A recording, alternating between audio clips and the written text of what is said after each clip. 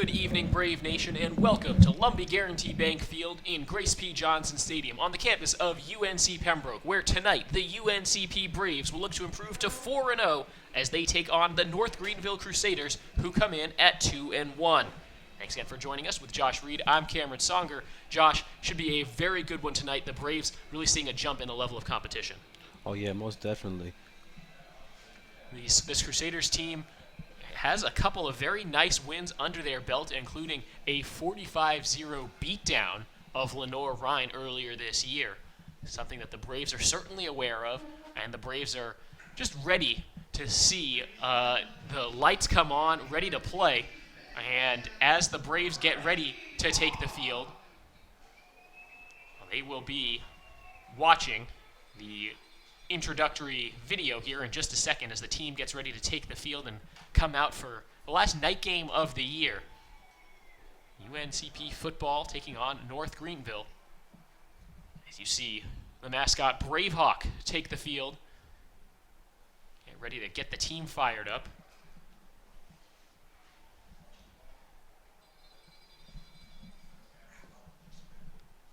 And we'll be back after the team takes the field in just a moment.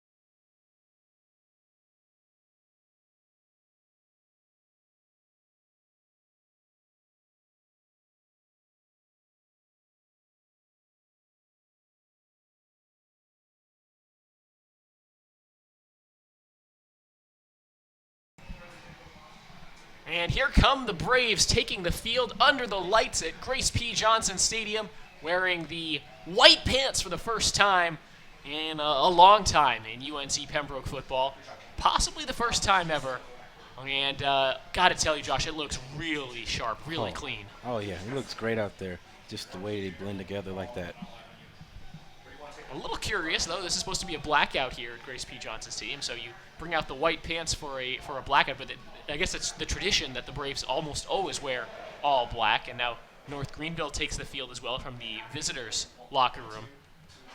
And this is really a marquee matchup. Two very good teams in the Southeast region, both independent, and really it's a small number of independents in Division II. I believe the only other one is Kentucky Wesleyan. The Braves will play them later on. So this is sort of a de facto conference championship game, if you will. The Braves can sort of claim a CIAA conference championship by virtue of going 3-0 by wins against Winston-Salem State, Fayetteville State, and Shaw already. And now an opportunity to sort of claim the independent conference championship as well. Got to take care of business, though, and obviously, both teams, both Kentucky Wesleyan and North Greenville, are teams that beat UNCP a year ago, as the Braves went 6-4, a big turnaround from the year before when they went 2-8. Coin toss, and let's see if we can figure out who won that toss. Looks like UNCP won the toss. They will defer. So North Greenville will get the ball to start this game. The Braves captains on offense, it's Patrick O'Brien and number 5, Elijah Williams, as well as B.J. Bunn and number 93, Marquin Hill. So Usually they have the offensive guys stand together and the defensive guys, but they mixed it up today, and it sort of threw me off a little bit. Mixing up uniforms, mixing up captains. Introduce you to this North Greenville team. They're 2-1 on the season, and they hold an all-time 3-2 series lead against UNCP. The last Braves win came all the way back in 2009. They obviously don't play every year, but the Braves are looking to pick up their first win in a long time against this team from Tigerville, South Carolina. Head coach of the Crusaders is Jeff Farrington. He's in his 4th season, boasts a 21-15 all-time record there. Head coach of the Braves in his 3rd season is Shane Richardson, formerly the defensive coordinator here at UNCP, moved up to the head coaching role and has seen his teams improve in each of the 2 previous years. He's been the head man. Now, the pressure really starts to build. You keep looking at the 0 in the loss column, and the hype kind of builds on campus. The expectation is there that this is supposed to be a successful team this year. Braves wearing black tops, white bottoms, and black helmets. North Greenville, black helmets, black bottoms, and white jerseys. So very similar from a distance, but North Greenville has the red numerals and trim. UNCP, very simple black and white with just a tiny hint of gold on the sleeves. Really a gorgeous look on a gorgeous night. About 86 degrees at kickoff. Temperature will drop. Here's we're in the early fall, but it still feels like summer out there on the field. Oh, yeah.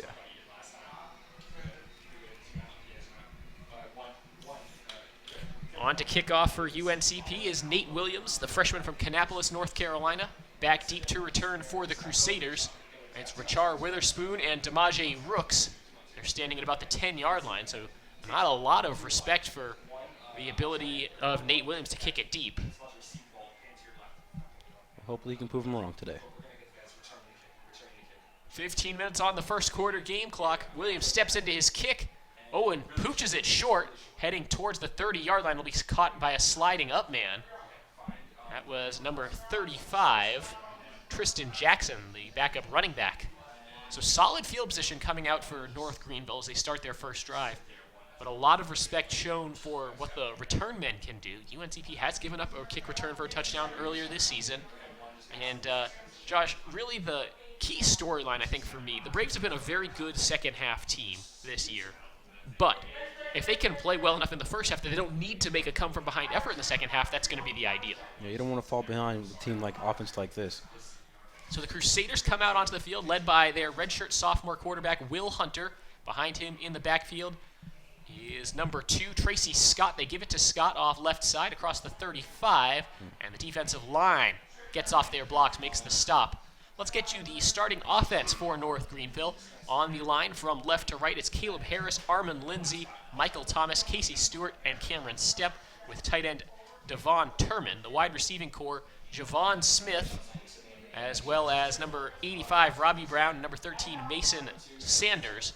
And we mentioned the tandem of Hunter and the running back, Scott. The throw goes to the left side. Not a lot of room there for Sanders, as he's tripped up along the far sideline. This brings up a third and about 6 or 7 for the Crusaders. The starting defense for UNCP, code black on the defensive line, Eris Brooks, Ed Hopper, Marquin Hill, and Tyler Hinton. The linebackers, Garrett Barnett, Elijah Williams, and Carlos Manning. And in the defensive backfield, it's Sean Everett, Josh Mans, Tyler Threet, and Matthew Thomas Quick.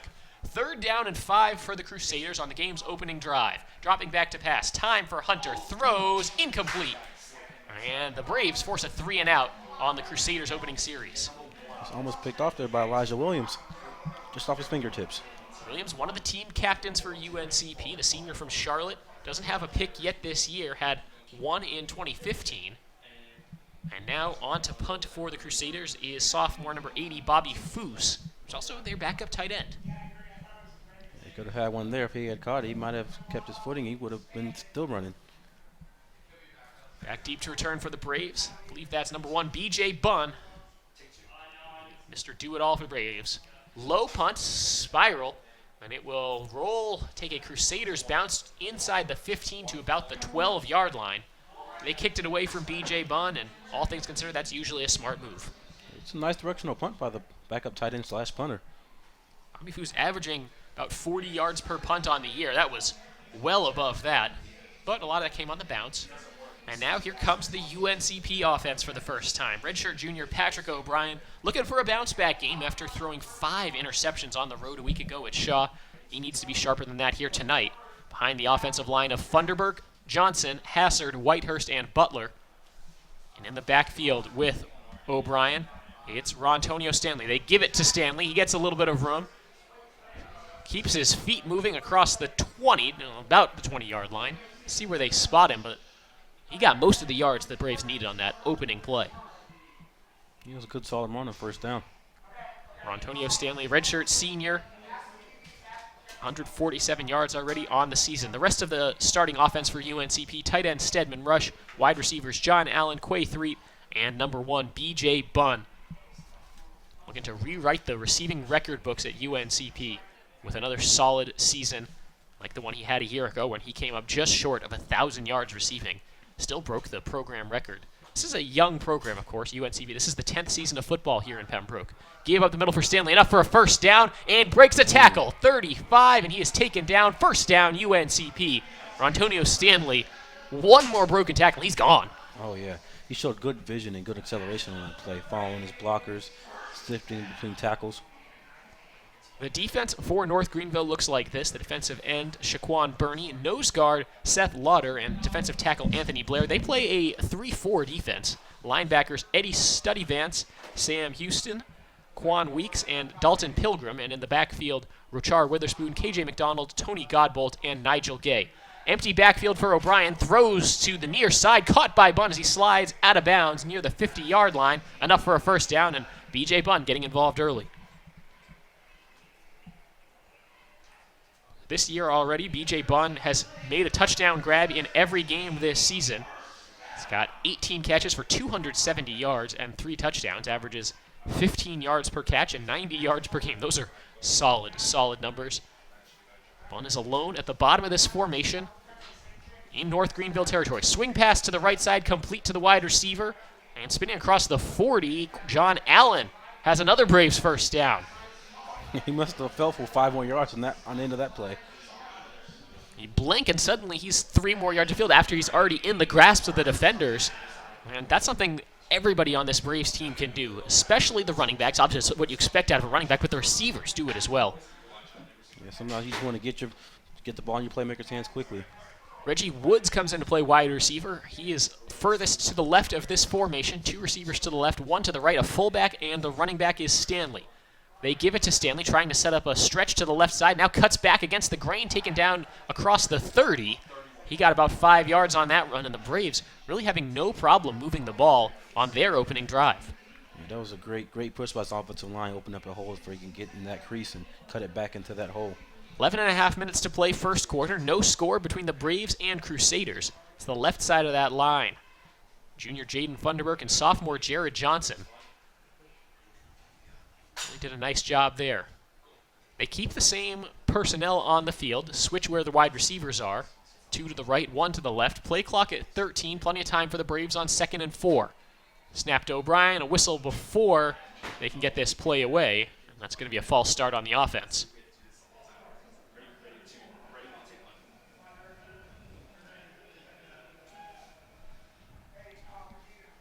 So they said 74, that's the left tackle Jaden Funderburk.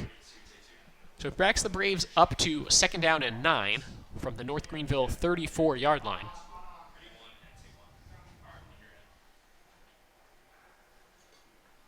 Braves have gotten deep into opposing territory a lot this year, but have settled for an awful lot of field goals. Against a good North Greenville team, that might not be an option. No, you can't afford a slow start against this team. Shotgun formation. Motion man is Aaron Clay. They get it to him on the sweep. Not a lot of room.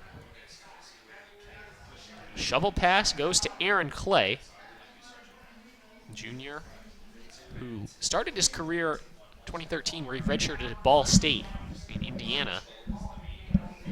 Came back closer to home to play at UNCP. 7th reception this season. 3rd and 3 coming up for the Braves. It's still Rontonio Stanley in the backfield.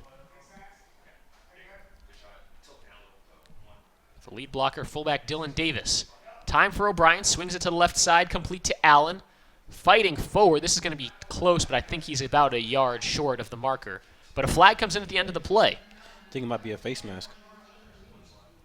Took two guys to try to bring John Allen down. Richard Witherspoon was in there, and he's kind of shaking his head as he walks back to the defensive huddle. There it is. Face mask. I think they said 15. That's the safety, Tony Godbolt. The penalty is half the distance to the goal line. 1st and 10 UNCP. They move into the red zone. Making it look pretty easy on this drive. That was the first third down they faced, I believe. Might have had one on the first sequence, but a couple first downs on first or second down makes it look easy. Bunch formation now, all near the line of scrimmage. O'Brien gives it to Stanley, trying to stretch it outside. He is gobbled up and wrapped up in the backfield, does a nice job of holding on. There's Richard Witherspoon, the cornerback, getting into the backfield and making the stop. Yeah, that was good pursuit and backside tackling for the defense on that play. Call it a loss of about 3 on the play. Ball spotted now on the North Greenville 17-yard line. 2nd down. And the line to gain is about the 3-yard line. Shotgun formation, O'Brien. Just a 4-man rush. Steps up, throws over the middle. Complete. Touchdown, Braves. John Allen hauls it in. And the Braves go up 6-0. Redshirt sophomore from Asheville, North Carolina, has his first touchdown of the year. And his first touchdown in a Braves uniform. Not selling for field goals today. So it's Nate Williams will be attempting the extra point here for UNCP. BJ Bunn on to hold. Snap is down. Extra point attempt on the way is up, and it is good. 9:36 to play in the first quarter. North Greenville went 3 and out on their opening drive. The Braves score a touchdown. It's 7-0 UNCP.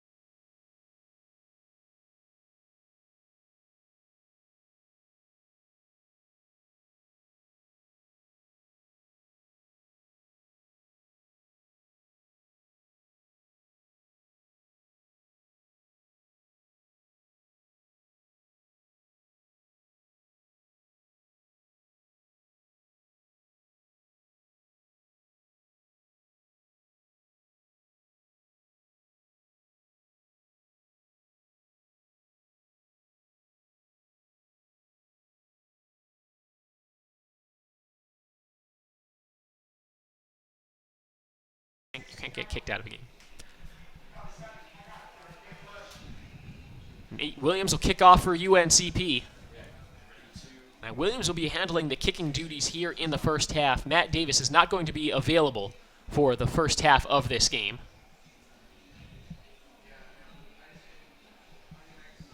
So it is the freshman, Nate Williams, who is handling all the kicking duties in half number 1. Back deep to return for the Crusaders. This will be fielded by number 12, Javon Smith, who stays on his feet before he is hit hard. Trevon Gibson for UNCP. That was good lane integrity by the special teams unit of UNCP. Now, you and I talked about this a lot in UNCP's game against Fayetteville State after Fayetteville State scored on a kickoff return for a touchdown, about staying in the lanes, something the Braves did a better job of last week against Shaw, and you can see it so far today, although really this is the only time they've had to cover a kick. The first kickoff, they sort of pooch kicked it. But it's looked good. That was good coverage, no doubt. So Will Hunter leads the offense back out onto the field for the second time. He's got a fullback in the formation, and we'll give it to the tailback, Scott, the freshman, trying to bounce outside, and there is no room for him to operate. Tajai Lyles leads the charge on that tackle. They had nowhere to go, and he couldn't cut it back because number 20 was coming in hot. It's Trevon Gibson again. Kemby Kearney also in there on that tackle, kind of ready to clean things up. 2nd down and 10 for the Crusaders, trailing by 7 points with 9 minutes to go in the first quarter. Snap, they give it again. Left side, looking for room for Scott. This time about 3, maybe 4 yards for him. Again, just a good job by, it looks like, the Braves' defensive line of getting off those blocks and surging to the ball. Alpha Lamin. So 3rd and 5, and the Crusaders in danger of going 3 and out on back-to-back possessions. Let's see if they dial up another passing plays. Not something they do very often. They've really turned into a more run-oriented team. Complete flip from a year ago. Hunter throwing over the middle, caught, and it looks like enough for a first down. Kearney came in and stopped the man in his tracks. It's Javon Smith. Hauls in the pass, and it's a first down for North Greenville.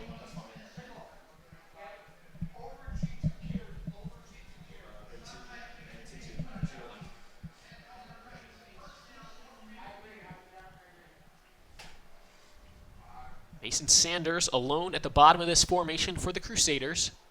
Motion man. Just a decoy as they give it to the running back, Scott again. Scott trying to go off left side. And a good push by the O-line this time. He gets 5 yards. They need to get to the 45. He got to the 40. It was a good push this time, but UNCP is really winning the battle of the trenches right now. Well, they even give him the forward progress to the 41. So 2nd and 4 for North Greenville. Generous spot. Those tend to go over the course of a game. They tend to go both ways. So Yeah. there'll be some generous spots each way.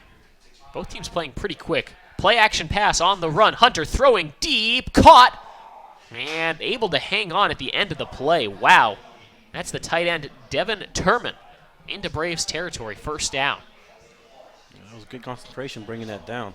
He had a Braves player hanging on his arm. Josh Manns came at just the right time, nearly got called for the pass interference anyway. He was right in his hip pocket on that play. Can't guard it much better, just a spot-on throw by Will Hunter. They put it on the ground again, and a gaping hole. Tracy Scott galloping towards the end zone, 15-10, and he is in. Touchdown, North Greenville.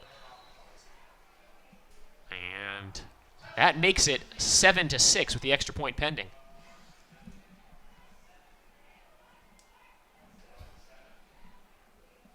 Tracy Scott, the freshman from Greenville, South Carolina, has his 5th touchdown of the season. Came in averaging 6.6 yards per carry, and he absolutely broke that one. On to attempt the extra point for North Greenville, number 39 freshman Matt Gravely. Crusaders hustling that last player on for the kick protect.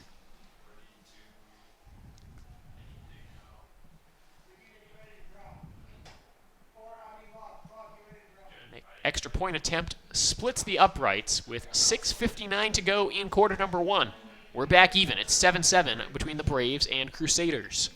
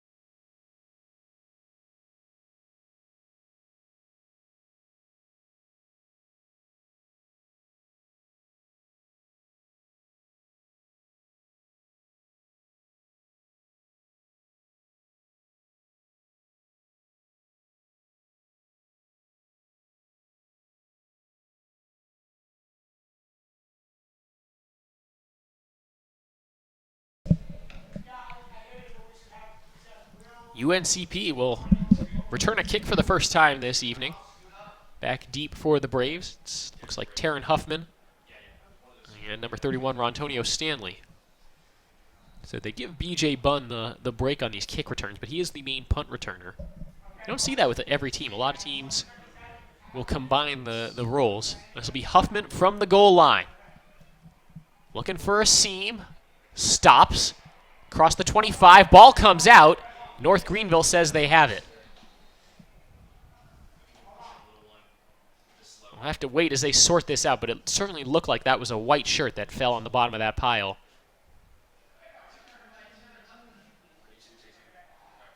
Waiting for the signal. It's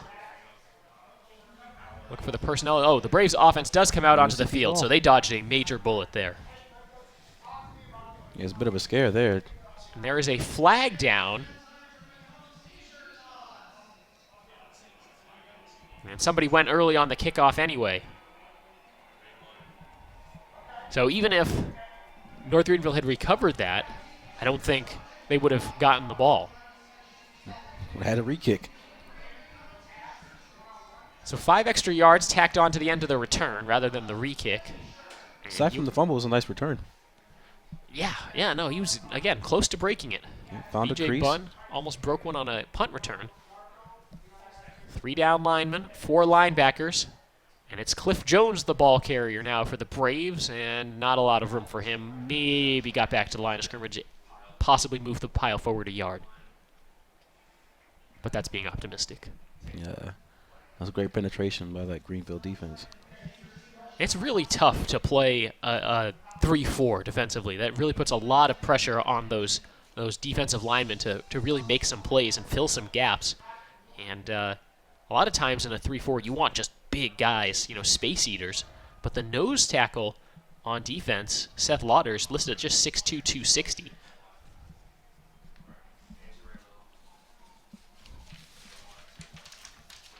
So they're athletic along the line. Screen pass, left side, complete to John Allen. Trying to dance around. Defenders swarm to him, and he's taken down short of the 35. It's going to be 3rd and long for UNCP as Allen picks up about a yard.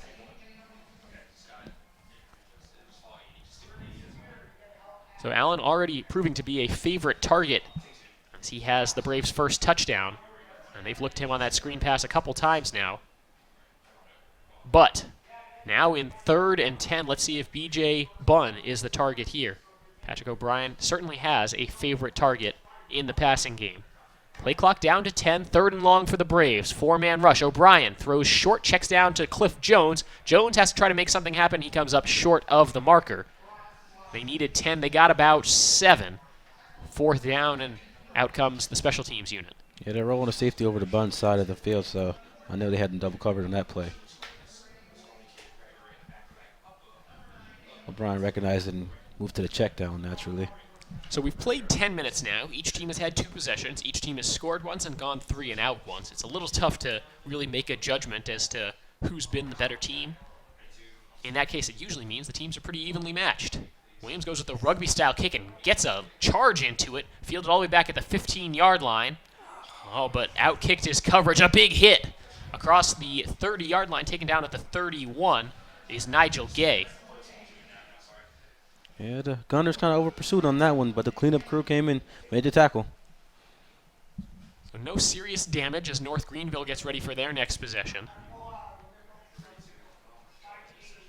You always get a little nervous when the returner makes those first couple guys miss. Well, you especially get nervous. There seems to be 2 kinds of plays that are money for returners. One is when they drop the ball on the initial contact because that just makes everybody freak out. The other one is when they have to retreat about 10 yards because that's the expression is outkick their coverage. 4:36 to go first quarter in a 7-7 game. And North Greenville's dropping back to pass. The throw over the middle complete and enough for a first down as they find number 9, Christian Bruce, the freshman, with just his 2nd reception of the year. This guy's kind of buried on the depth chart, but getting a look there. And the Braves gave him a lot of room to operate. I think he was one-on-one. Yeah, they're running a single high safety. He hit the seam route. They give it to the tailback this time. Trying to fight across the 50 is Simeon Bird with his first touch. He gets about 3 yards. Bird's a senior from Spartanburg, South Carolina. Averaging about 6.2 yards per carry. Now, North Greenville is very similar to UNCP in the way they approach the running game. It's sort of a 3-headed monster, although the listed starting back is Ashton Hurd. We haven't really seen him yet in this one. The other guys that get used, Tracy Scott, the freshman, and Simeon Bird, the senior. Not sure if Hunter was ready for that snap, and that's going to result in a loss. The defense is ready for that play. Garrett Barnett comes in makes the tackle. Flags fly in the defensive backfield. That's all the way about 15 yards upfield. It's a loss of 3, but we'll have to wait and see what the penalty was for. Might be a legal man downfield. Officials sort this one out. It's unsportsmanlike conduct against the offense. So that's a dead ball foul, meaning it doesn't result in a redo of that second down. You saw a wide receiver get upfield, try to block, and I think he just kind of exchanged some words with one of those guys in the defensive secondary. So a very costly mistake. Yeah, you don't want to put your team in this position this early in the game. So the ball all the way back to the North Greenville 32. They need to get it to the UNCP 42. Third down, 25 yards to go. 3 receivers to the right. Hunter drops back fast. It's a delayed give, and some room to work. Breaks the tackle across the 40, short of the 45. Short of the initial line of scrimmage is Simeon Bird, and it will be a pretty clear punt situation.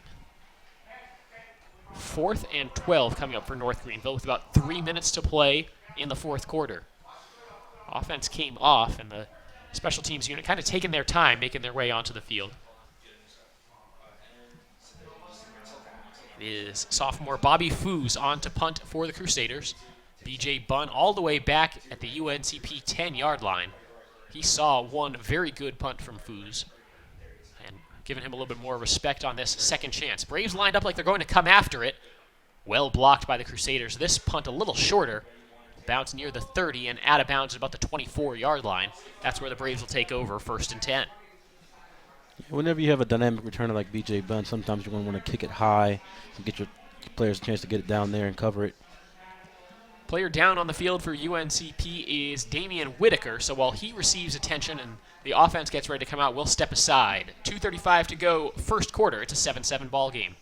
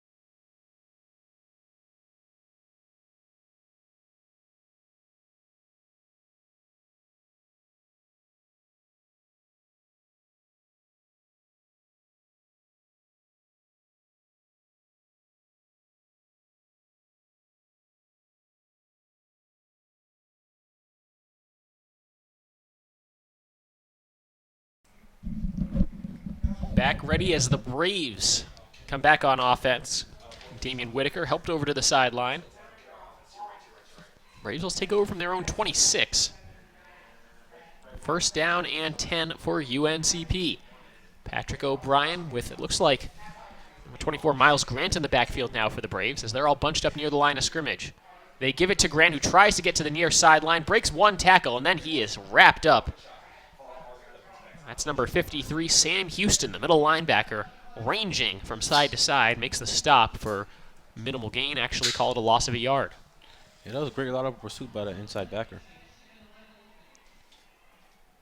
So Grant comes out. I don't see any running backs in this formation. 5 wide receivers for UNCP as they finally get that last receiver on the field. Official not letting them snap the ball yet. Now they go. Blitz comes from North Greenville. The throw a little bit behind Huffman, but he does make the catch. But just not a lot of space there. Yeah, defensive front was in his face real quick, so he had to get rid of the ball. Imagine that. O'Brien has a pretty big arm. He likes to go deep, but he didn't have time to line up a deep ball there. Short pass complete to Huffman. 3rd and a short 7. And back onto the field comes the running back, Miles Grant, sophomore from Rockingham, North Carolina. So after some early success, both teams' offenses having a little bit of trouble here, but the Braves with a 3rd down opportunity.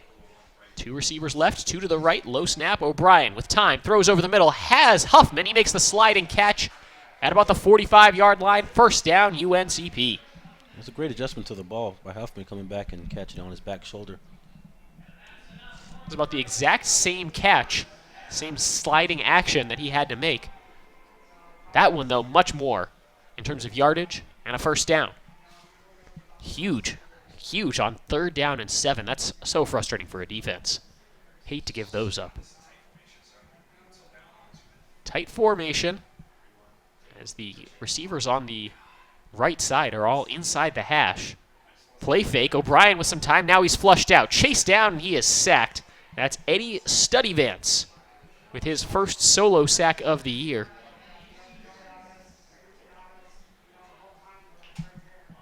Yeah, Studdyvance showed great closing speed on that play. Thought O'Brien might have had a chance to get away and just maybe throw the ball away. Hangs on to it, takes the loss of about 4. And brings up 2nd down as the 1st quarter winds to a conclusion. This will probably be the last play if the Braves keep it on the ground, which I imagine they might do either with a run or a screen pass or a sweep of some kind. They do need to run a play, however. Play clock down to 10. North Greenville with the 4-man rush. Throw to the right, complete across the 50, and breaking loose, running up the far sideline. UNCP looking to score, and it's a touchdown. Aaron Clay takes it to the house. He broke off about 3 defenders on that play. How about that? Aaron Clay with his 1st touchdown as a UNCP Brave. He showed great body control and a low center of gravity to just kind of shake and bake, weave his way through the defenders, and just head down the sideline. So that was in fact the last play of the 1st quarter, as the game clock showing 0 seconds left in the 1st quarter. And it'll be Nate Williams to attempt the extra point. It's a low one, but it is good.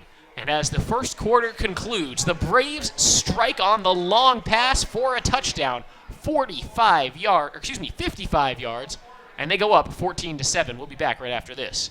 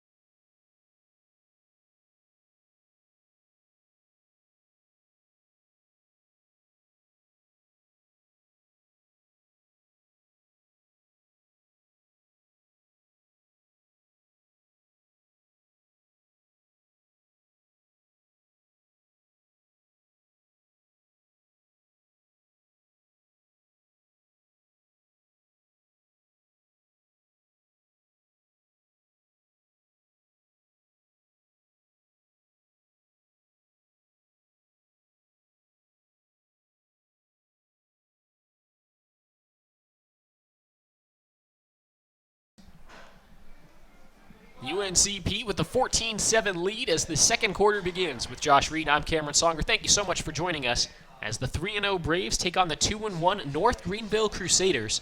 Braves scoring on the last play of the 1st quarter, a long touchdown pass, 59 yards to Aaron Clay.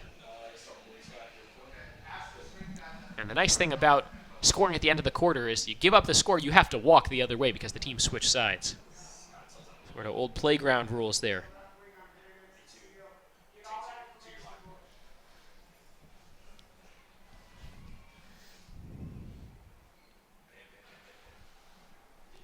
Short kick fielded outside the 10-yard line. And tripped up. Nice tackle by number 37. That's Josh Sheridan up in coverage for the Braves. And want to issue a correction. Number 89 on my UNCP roster says Trey Chandler. Yeah, I know UNCP special teams coordinator's got to be happy about this home game compared to the last one. His special teams unit is playing great right now. So 1st and 10 for the Crusaders. Now what's interesting is 89 Chandler is listed as a DB on my roster. We'll see if we can get that figured out from a stats standpoint because he was playing in the slot there, made the catch, and ran it in for a touchdown. Delayed give for North Greenville, and taken down in the backfield is the running back number 2, Tracy Scott.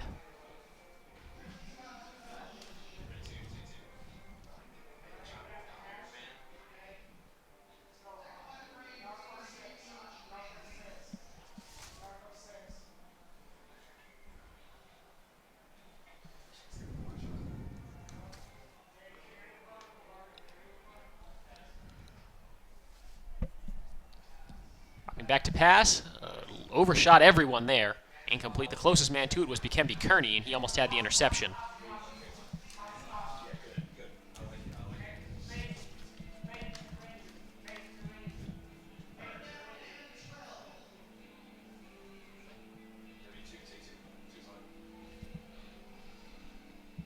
Third and long, time for defense to pin their ears back, get after the pass on this play. 3rd down and 12 for the Crusaders. An opportunity for the Braves to really make a statement fairly early in this game.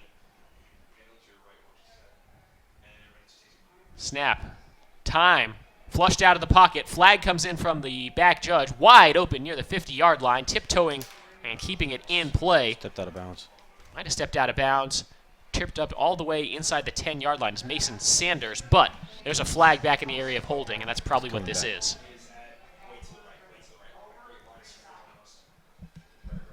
Either that or the quarterback broke the line of scrimmage before he threw. Either way, it's coming back.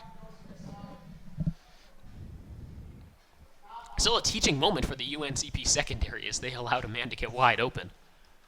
Probably because they thought the quarterback was tucking and running. 2 flags on the field. Probably saw both those flags get thrown and big dead play. Imagine if it is both of those things. The Braves would take the illegal forward pass. There is a hold. Penalties declined, therefore this other one is the illegal forward pass. You were spot on. I was going to say, once you tuck and run, and you're coming forward, it's pretty hard for a young QB to be aware of where the line of scrimmage is, especially just from out of the corner of your eye when you're working on a 3rd and 12. You're looking for the main pylon rather than the the yard marker, the one that says what 10 yards is, not necessarily what the line of scrimmage is. So maybe that's what he saw. Either way, Will Hunter has that big play wiped off the board. And it brings up 4th down, and North Greenville punting from deep in their own territory.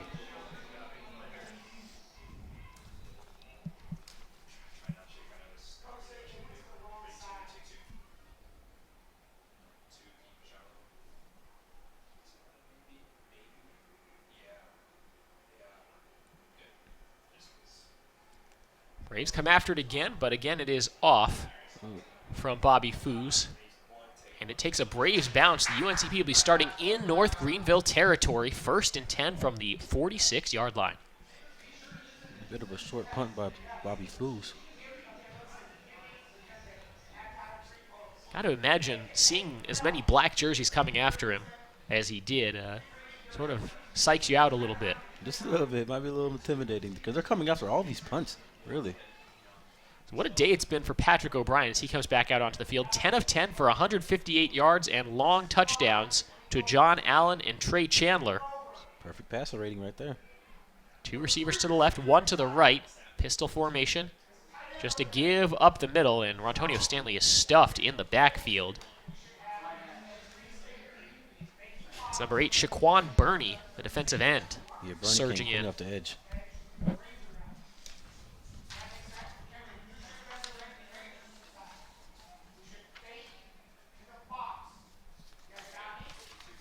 How tough is that for a defensive end spot as the Braves go 5 wide again?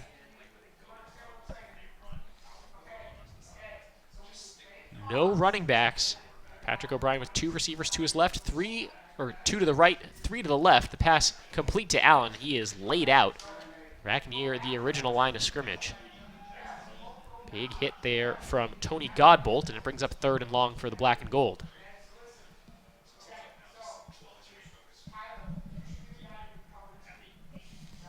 Stanley comes back in on 3rd down.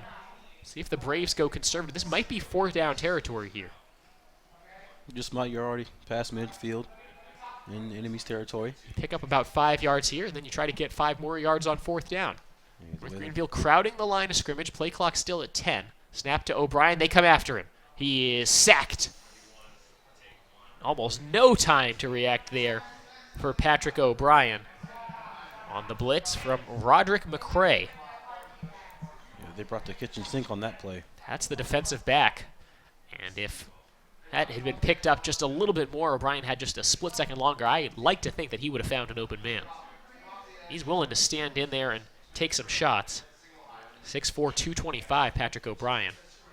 Anytime you bring a defensive back off the edge, somebody's going to be one-on-one coverage. Williams, again, the rugby-style kick spirals it all the way back, and that will take a Braves bounce. It's playable inside the 10-yard line. It'll finally be downed by Dylan Davis. Beautiful. Nothing doing there for Nigel Gay. He could have either fair caught it at about the 10 or take his chances on the bounce. He took the risk, and it didn't pay off. Figured it bounced to the end zone. Sometimes you get the unlucky bounce. A lot more times those spiral kicks will have a tendency to die a little bit more rather than the end-over-end kicks, which take more unpredictable bounces. They can either be big for the kicking team or really bad for the kicking team. Yeah, the spiral kicks tend to usually dig in the direction that they're going towards and then bounce back. That time just a slight Braves bounce, and North Greenville takes over from their own 7-yard line, trailing by 7 with 11.5 minutes to go in the first quarter. Initial contact, and the Braves clean it up. Pushed back to about the 5-yard line. You get forward progress back towards the line of scrimmage. Running back broke a couple tackles, but that cold black pursuit is tenacious tonight. This is Ashton Hurd, the running back. So he was the projected starter coming into the game. We haven't called his name very much yet. As a matter of fact, that's his first carry. 2nd and 8. Hurd breaks a tackle and gets a couple more yards. Still brings up a 3rd down. And this is a crucial spot for North Greenville. You fail to convert this, and you're punting from the shadow of your own goalpost. If they don't convert here, UNCP is going to have excellent field position. Let's quick glance over to the Braves sideline. Damian Whitaker out stretching. He was the man who was down earlier and moving fairly well for a player who was injured earlier. Plenty of time for Hunters. He waits to get this snap. He'll change the play at the line. First-year starter, redshirt sophomore Will Hunter. Play clock goes down to 5. Gets the snap. Looking to his right. Throws to his right. Through the fingertips. Incomplete. Mason Sanders couldn't haul it in. The Braves were looking for maybe the deflection interception, but that would have been spectacular. Kimby Kerner just missed it. Just missed it. So it's 4th and 4. North Greenville, the ball spotted on their own 13-yard line. No choice but to bring out the punting unit. Let's see if the Braves come after this. You risk, though, even a 5 yards running into the kicker would be an automatic first down here. So need to be careful if you do come after this kick. I doubt they'll come after it. Well, they just might try to get the block. Bobby Foos on to punt. Play clock down to 4. Gets the snap. Braves nearly get to it. They don't hit him. No flag. B.J. Bunn lets it bounce. It takes a very friendly Crusader roll, and it stops all the way at the Braves' 36-yard line. But a low kick away from B.J. Bunn. He's made the right call to walk away from it, and at that point you just hope it doesn't do what it did and roll another 15 yards upfield. But the Braves have the ball and a 7-point lead with 9:57 to play in the first half.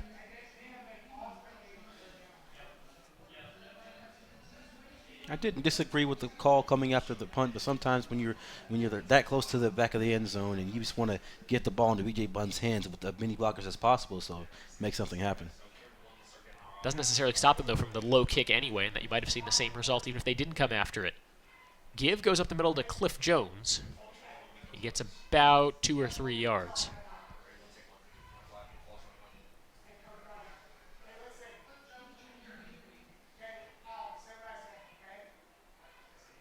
Well, maybe an unfavorable spot. They'll call it just a yard, maybe a yard and a half.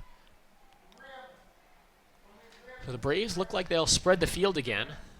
All the way at the bottom of your screen, that's John Allen. See if they really use the width of the field here. 2nd down and 9 for O'Brien in the shotgun. Play fake. Throw on the slant to Bunn, complete into Crusader territory, fighting off tackles. He has the first down and hangs onto the ball. There's a lot of white shirts were trying to take it from him. He's like a running back with the ball in his hands sometimes. He gets out in the open space. He's just fighting for extra yards, making guys miss. A lot of receivers get loose with the ball. That is not B.J. Bunn. Oh, no, he was high and tight.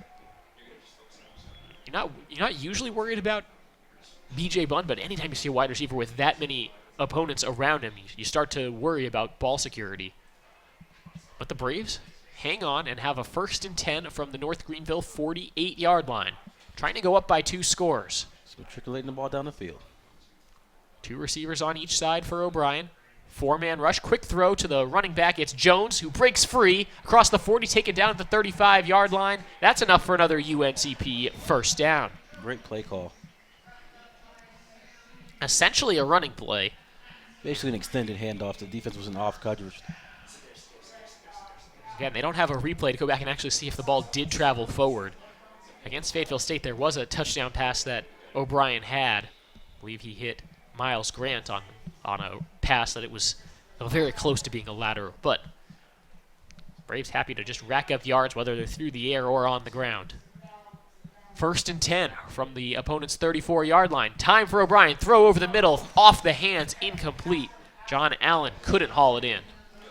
Just off his hands.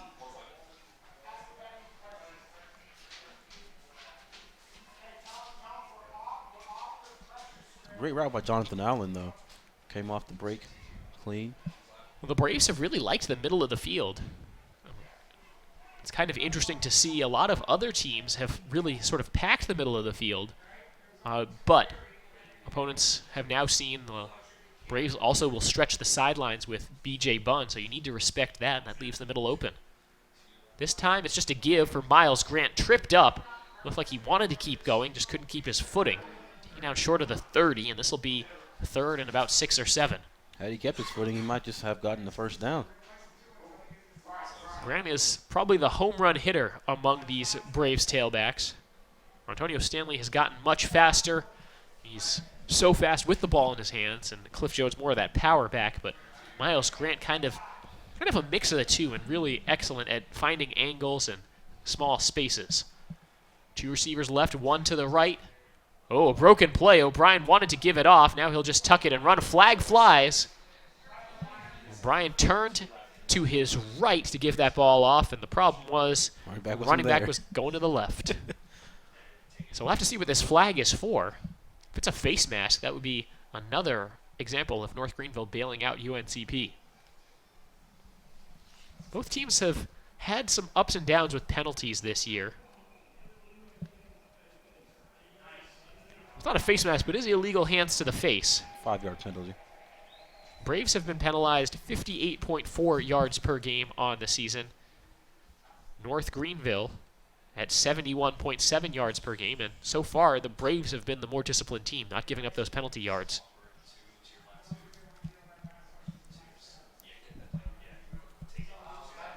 So that moves the chains. They'll move it all the way up to the 15-yard line, so I guess that was a half the distance kind of penalty. Braves can still get a first down without scoring a touchdown, but with 7:20 left in the first half, they're already up by 7 points. Fullback Davis is to the right of O'Brien. Awkward snap. They do get it to Jones. Pushing the pile. Pushing the pile is right.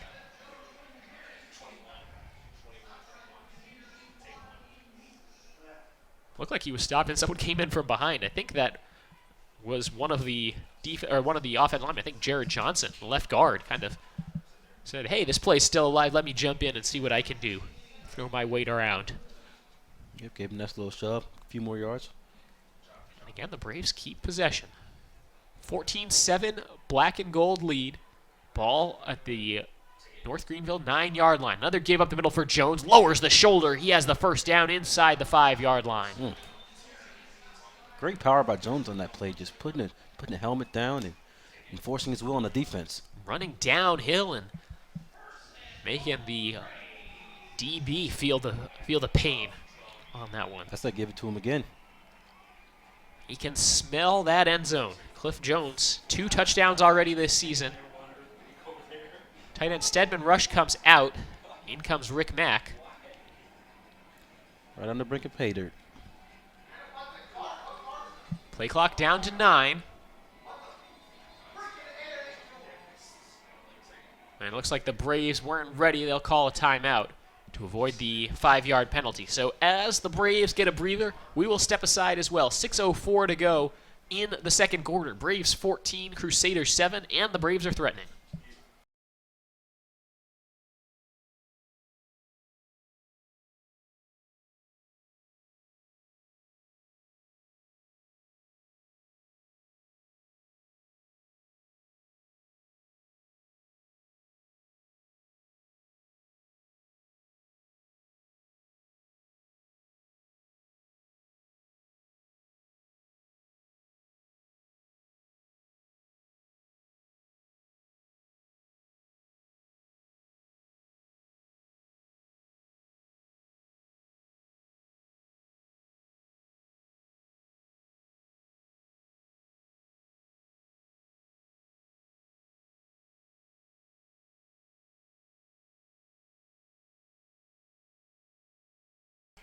Patrick O'Brien leads the offense back out onto the field. 1st and goal from the 3-yard line for UNCP.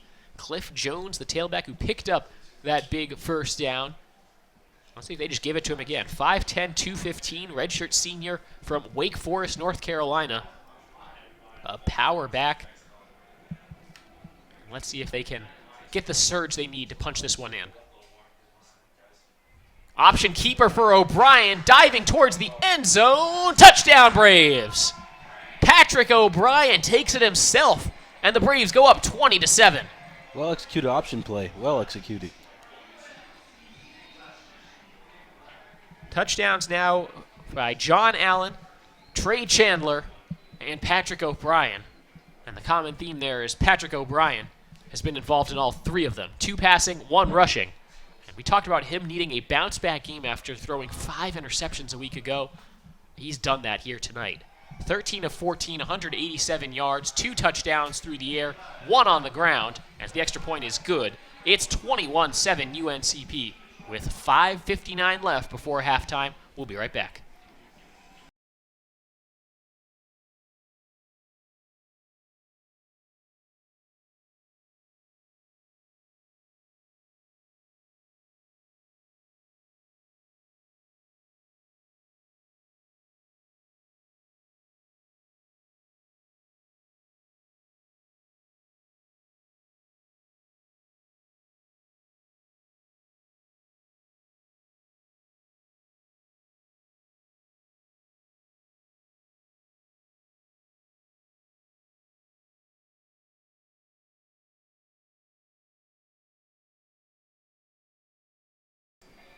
Braves offense has looked really good right now. 3 touchdowns on, I believe, 4 possessions. Eating up clock, moving the ball down the field, real nice. Nice rhythm. Picking up chunk plays here and there. Surprised they haven't really taken any shots downfield aside from the one to Jonathan Allen off his fingertips. But anyways, 21 points is good. It's certainly hard to complain about that, especially the way the Braves have kind of been a second-half team so far this year. If they can be a second half team in this game, well, this game's over. Oh, yeah. Put the foot down. Braves 2 of 2 in the red zone, and both times were touchdowns. That's huge, as they've been relying a lot on field goals throughout this season. Hasn't cost them. This is a short kickoff from Williams, end over end, to be fielded about the 13-yard line. Taken by number 1, Rachar Witherspoon. Tries to come along the near sideline. He's across the 30 and stood up at about the 33-yard line. All black shirts surrounding him, and he's pushed out right in front of the Braves bench. This could get ugly. Haven't seen any flags yet. A little extracurricular activity going on down there. Gotta be careful with this. With a lead like this, that you just don't want to see any extracurricular activity that could cost the Braves. Yeah. 5 drives by the black and gold, 3 touchdowns, 2 punts. That's getting it done. Meanwhile, North Greenville has scored once on their 5 drives and punted 4 times.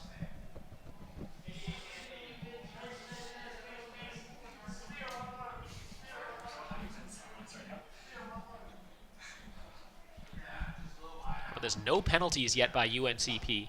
2 for 26 yards by North Greenville thus far. Hunter leads the team back out there. He will keep it on this play-action pass, throws it complete over the middle to Turman, who's in the Braves territory. First down to the tight end.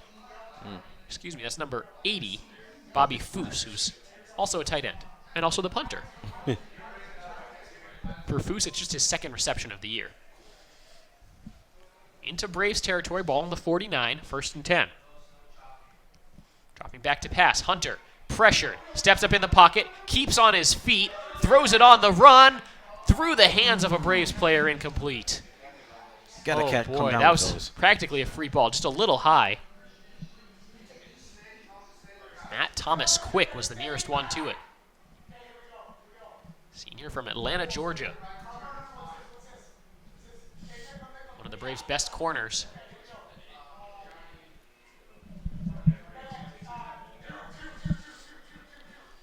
Four receivers in this formation for North Greenville. One of them, the tight end Foose. They motion a man across the line and give it to the tailback. Low hit from Garrett Barnett, and not a lot of yardage there for Tracy Scott. Flag on the play.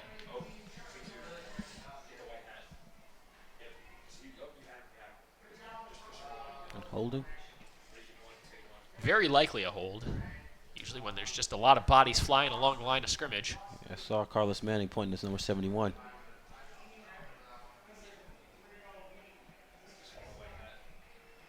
So instead of 2nd and a couple, it's going to be a long way to go.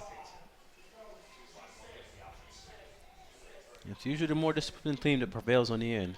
Right now it's UNCP, and scoreboard reflects that. So they'll redo 2nd down, make it 2nd and 20 with 5 minutes left to play in the 2nd quarter. 3 receivers on the right, none on the left. Unbalanced formation. Hunter with some time. Flag on the play. They'll blow it dead. That's going to be a false start. North Greenville just can't get out of their own way right now. Shooting yourself in the foot right now. Moving backwards. That's the wrong direction. Already 4 penalties by the Crusaders, none by the Braves. These last 2 costing them 15 more yards. 2nd and 25 coming up, as they'll now be playing from their own 36. They need to get to the Braves' 39.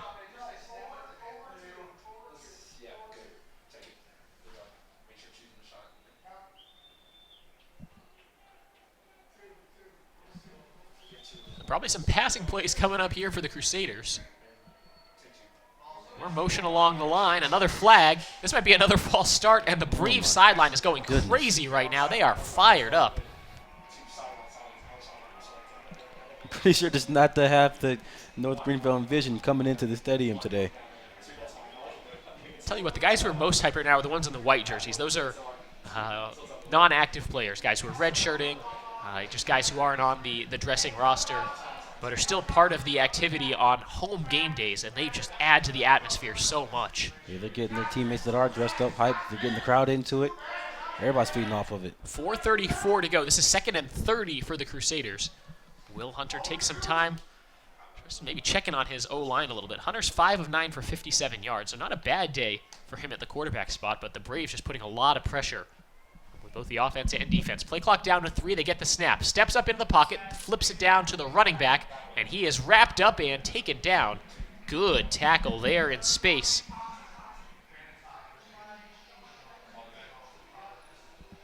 That's Sean Everett. I love watching the defense where everybody's at one cohesive unit, flying to the ball, swarming.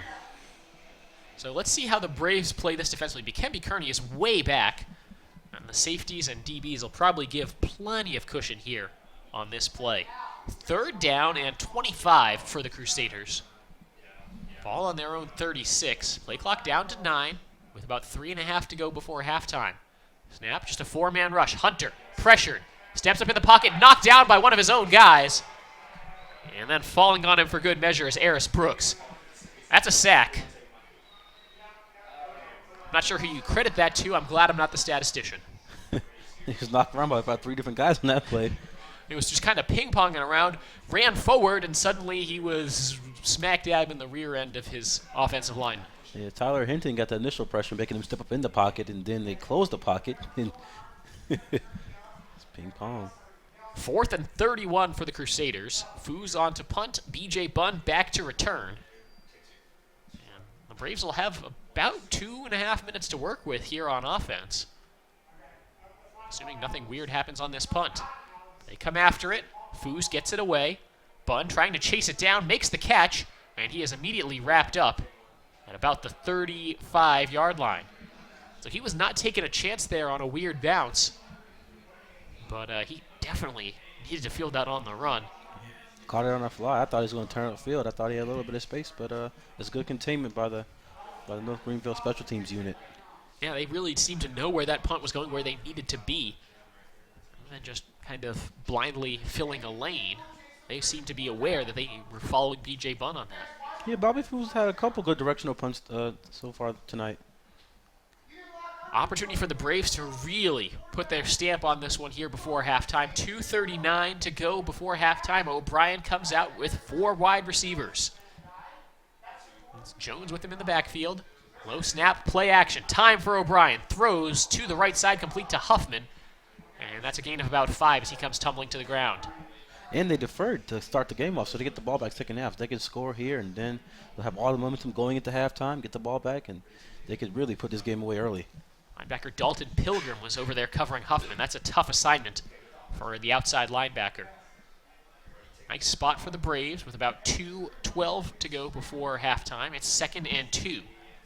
Dropping back to pass. O'Brien with time, throws left, wide open. Bunn makes the catch, turns upfield, and he is corralled out of bounds at about the 40-yard line.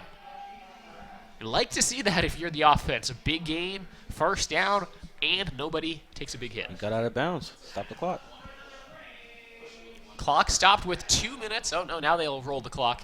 I believe the clock only stops if the play starts with under 2 minutes to go in the half. Okay. So since the play started with more than 2 minutes, that rule doesn't come into effect yet, but now it will. Plenty of time, though, as the Braves are in opponent's territory. The throw over the middle. Bunn makes the sliding catch. First down, UNCP. You see the connection between Patrick O'Brien and B.J. Bunn. He really threaded the needle on that play between 3 defenders. This laser point, pinpoint accuracy right there. It's really impressive by Patrick O'Brien. Those two guys are roommates, and hey, as a wide receiver, it helps if the QB is your roommate because you can talk to him after practice. Hey, can you throw me the ball a little more? It also helps when you're as talented as B.J. Bunn. He can walk the walk as well as talk the talk. 4 receivers for the Braves. Just a 4-man rush from a tired NGU defense. Screen pass to Stanley. He is taken down. Couple yards there on the play. Randy Brown making the tackle for the Crusaders. Braves still have 2 timeouts. Crusaders have all 3 of theirs. And the playbook's still plenty open. Good screen pass. A little bit more better blocks, and he might have still been running right now.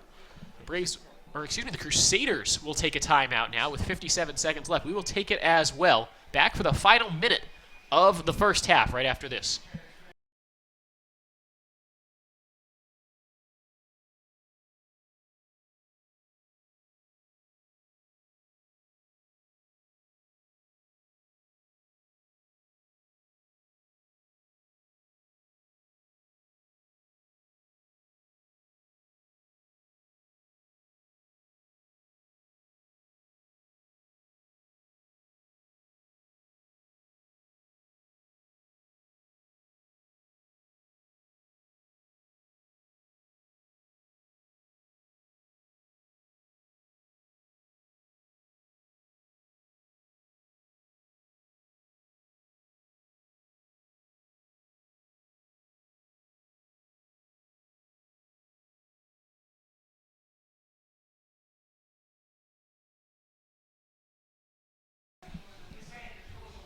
1:02 as they add a couple more seconds to the clock after the timeout by North Greenville. 21-7 is the Braves' lead. They've got 2nd and 4 from the Crusaders' 22-yard line. It feels like the Crusaders' defense has been on the field an awful lot. Josh Reed, I'm Cameron Songer. Patrick O'Brien, 17 of 18 for 229 yards, 2 touchdowns through the air, 1 on the ground. And looking for more. Takes the snap, drops back to pass, fires over the middle. Bunn makes the catch, touchdown Braves. The streak stays alive. B.J. Bunn with a touchdown reception in his 4th straight game. Make it 27-7 UNCP. This is a beautiful pocket. Great route. Just that connection is just on point tonight. Let's turn the clock back about 365 days. The Braves were visiting North Greenville, and North Greenville outgained them 513 to 264. The Crusaders led 34-0 at halftime, went on to win 40-17, as the Nate Williams extra point attempt is up and good. This year, it's been about a mirror image. As we'll keep it here in between this kickoff. We promised that we would have the last minute coming after this break. We'll give you that last minute. Josh, are you worried that maybe the Braves left too much time? Oh, no, not at all. I mean, the way this momentum is going, Greenville's not really negating their first touchdown drive. I mean, they really haven't been getting any yards. They've been really shooting themselves in the foot play after play. I mean, that one drive, that was the last drive, 4 or 5 penalties on that one drive alone. As the UNCP bench is just so amped. They really add that extra energy. UNCP was a perfect 5-0 at home last year. They're 1-0 at home this year, looking to get that 2nd straight home win. The problem for the Braves last year was road games when they had to stay in a hotel. The one game they won on the road last year was at Fayetteville State, just about an hour up the road. So, talking to Coach Shane Richardson earlier in the week, that they sort of got over that hump with the win at Shaw. It was a 1 p.m. kick last weekend, and so the team stayed in a hotel the night before. And he talked about just how it's a different mentality. The first game they were playing at Winston-Salem State, they traveled up the day of, even though it's a similar distance trip between Pembroke to Durham, Pembroke to Winston-Salem, the difference being the time of the kickoff and how early they would have to leave, etc. But bottom line is, it's a mentality. It takes a lot of maturity for a team to stay together in a hotel the night before a game, get up, get ready, and then take care of business. There's just a lot of the comforts of being at home that you miss. And last year's team didn't have it as much as this year's team. Obviously, a tough road schedule last year, no doubt, but games that they could have won, but just didn't. And really no better example than North Greenville. Obviously, a different North Greenville team. We can talk about that a little bit. Nelson Hughes was the main quarterback last year. He was a 4-year starter for the Crusaders. He's still around in Tigerville, and he's on the opposing sidelines right now, but he's a grad assistant. He's the QB coach, and you got to imagine that the whole Crusader coaching staff would love to be able to sneak in and suit him up, get him out there, because it's been the passing game that's been a problem for the Crusaders. They have just 62 yards through the air. They were a passing-dominant team a year ago. They don't have that ability as much this year, and trailing by 3 scores, they kind of need it here tonight. Braves come after Hunter. Hunter throws to the right side, caught, and out of bounds. A nice acrobatic catch by Demaje Rooks. I'm just looking on the roster right now. They got a really young team, this North Greenville team. I mean, you think with the maturation of some good seasoned veterans leaving that program, that they're probably a little shell-shocked they're still got a good record. They're 2-1, but we'll see. Hunter's in trouble. A leap pass as he throws it complete on the check down.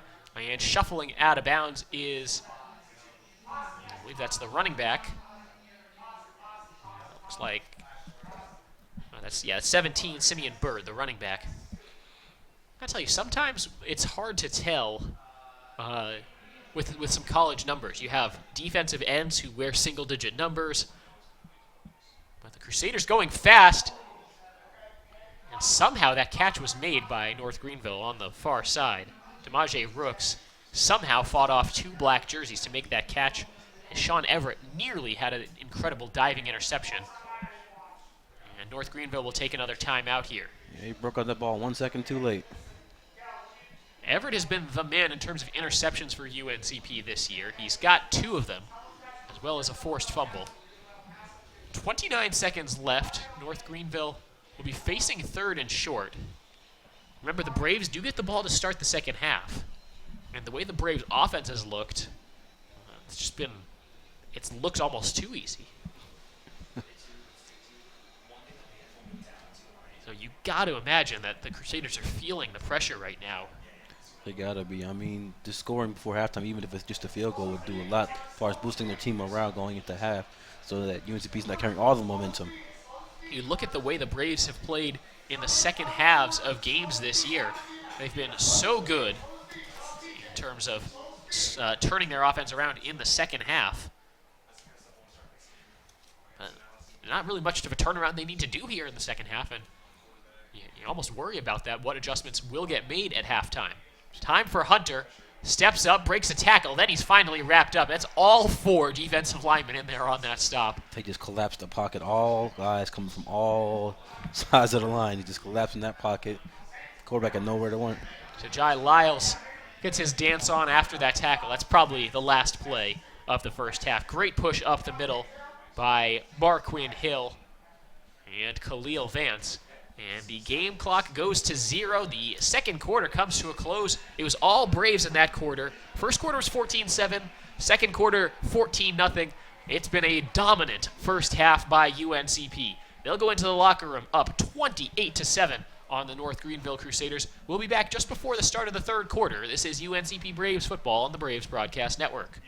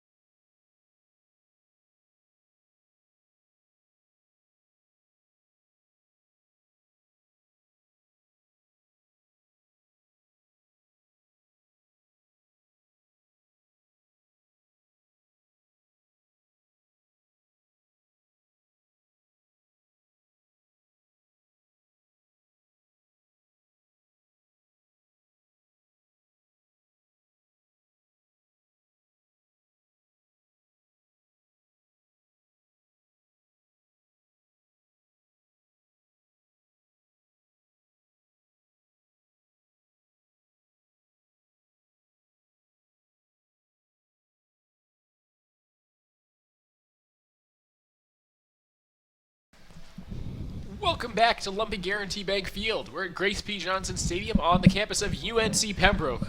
And it was a very pro-UNCP first half as they hold a 28-7 lead over the visiting North Greenville Crusaders. With Josh Reed, I'm Cameron Songer. Thank you so much for joining us tonight. Josh, a lot of good things to talk about. Let's maybe start with the offense. I mean, Patrick O'Brien, can you have a better game as a quarterback? One incompletion, over 220 yards, 2 touchdowns, and 1 rushing for yourself. Three touchdowns, Three right? touchdowns, 251 200 yards passing, 18 of 19 through the air. I'm looking at the second quarter stats over here. What that means in terms of QB rating, 257.8. That's the college QB rating, not the NFL one.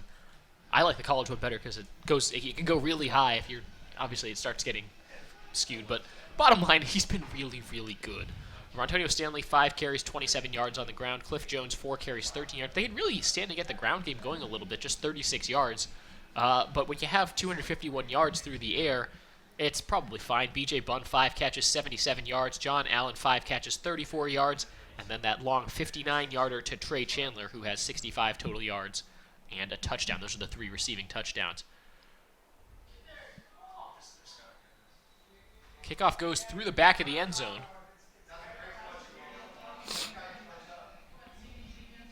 And the clock did start. I'm wondering if that actually did touch Miles Grant. Or if they will reset the clock at... Probably doesn't matter. The ball come out to the 25-yard line. It's a difference of 3 seconds right now at the start of the third quarter as Patrick O'Brien leads the offense back out onto the field. Let's see if they can just keep rolling again. Up 28-7. And you got to imagine North Greenville, their head coach Jeff Farrington, had some words for his players at halftime, wanting to clean up some of the penalties. Braves didn't have any penalties in that first half. Just really the half of football they needed to play. They need to play another good half. O'Brien drops the snap, picks it back up, and then falls down, gets a loss of about a yard, but that could have been a lot worse. Could have been a lot worse. Just lucky you got a good bounce on that, because sometimes, it'll bounce back in the belly of the defender. He'll just take it for a touchdown. Knock on wood. So, just a loss of a yard for the Braves. It brings up second down. B.J. Bunn, the receiver on the left side of this formation. Fullback Dylan Davis will exit. They'll bring on another wide receiver. It's Rick Mack who will join Bunn up at the top of your screen. Be a shotgun formation for O'Brien with Rontonio Stanley to his right. 3 down linemen for the Crusaders. They don't come after O'Brien. The pass complete to Rick Mack along the far sidelines, and he's taken out of bounds. Bringing up about 5. This will be a third and not ideal for the Braves. Call it 6 or 7. 3rd down and 7 upcoming for UNCP. And, it's not a good time to go 3 and out. There's never really a good time to go 3 and out, but the first possession of the second half, you have the momentum. And to go 3 and out here is definitely, I'm not going to say be deflating. It would certainly help the Crusaders. Pass looking for Stanley, and he's taken down from behind. A good tackle there. Chase made by Matthew Thomas, a freshman for North Greenville, and the Braves go 3 and out.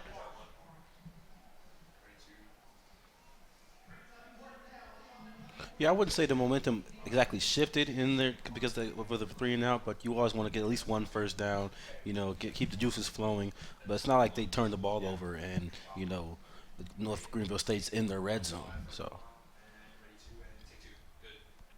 Nate Williams will punt, gets a couple steps, and then just launches a cannon. Flag flies, and a couple nice moves before he slips and falls outside the 40-yard. We'll see what the flag is for. Shane Richardson is not happy with his coverage team. So I'm guessing it's probably on them. Stepped out about 2 or 3 yards onto the field to yell at his players.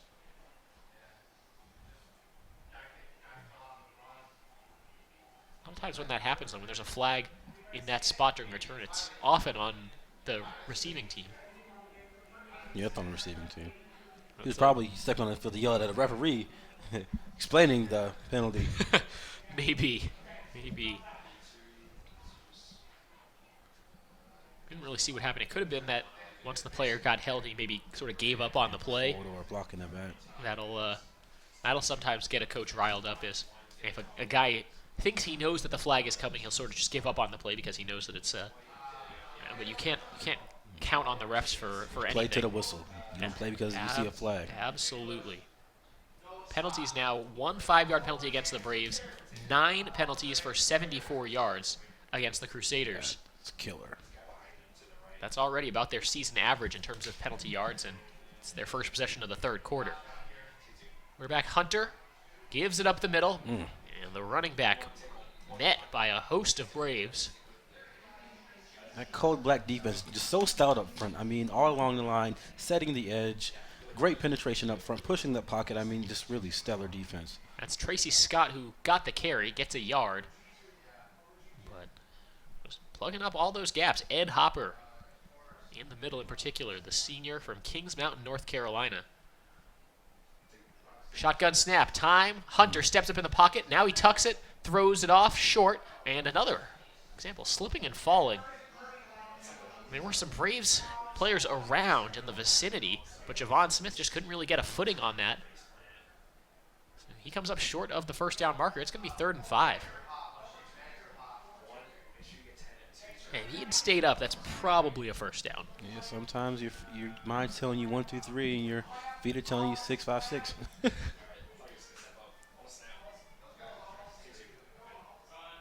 Give up the middle. It's Scott, and he is not there in terms of getting the first down. Tell you what, the field looks to be a little slick right now, so you can see some dew starting to form. The temperature falling here in Pembroke. It was 86 degrees at kickoff, but the sun went down.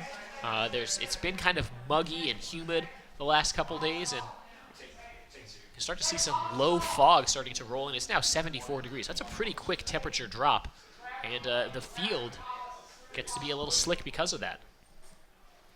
So it's 4th and about a yard for North Greenville. Punting unit is on the field. And assuming they don't fake this, it's a 3 and out. Snap goes to Foos. The kick is on its way. B.J. Bunn will take it. There's a couple white shirts around him, and he just goes down. Probably the smart play there by B.J. Bunn. Yeah, sometimes you don't want to do too much and expose that ball to an incoming defender because they're coming down there hot. Those gunners are coming like 25 miles an hour. So, like that, the gunners though, they slowed up. They were in a contain mode there with B.J. Bunn, but B.J. Bunn is also not the kind of guy who is going to fair catch very often. No. He's either stepping away from it or he's fielding it, and sometimes he'll try to field it on the run and try to do too much with it. That's what playmakers do. They try to make plays at all times. Anytime they get the ball in their hand, sometimes you just want them to do the smart move and, just, hey, set us up in good field position. Let's get this offense going. 1st and 10 for the Braves. O'Brien, the empty back set. Little pressure. Turns and throws back to Bunn. Now trying to cut up field. Lost the ball as it's stripped, and the Braves look like they've fallen on it. I believe his knee was down before he lost possession of the ball, actually.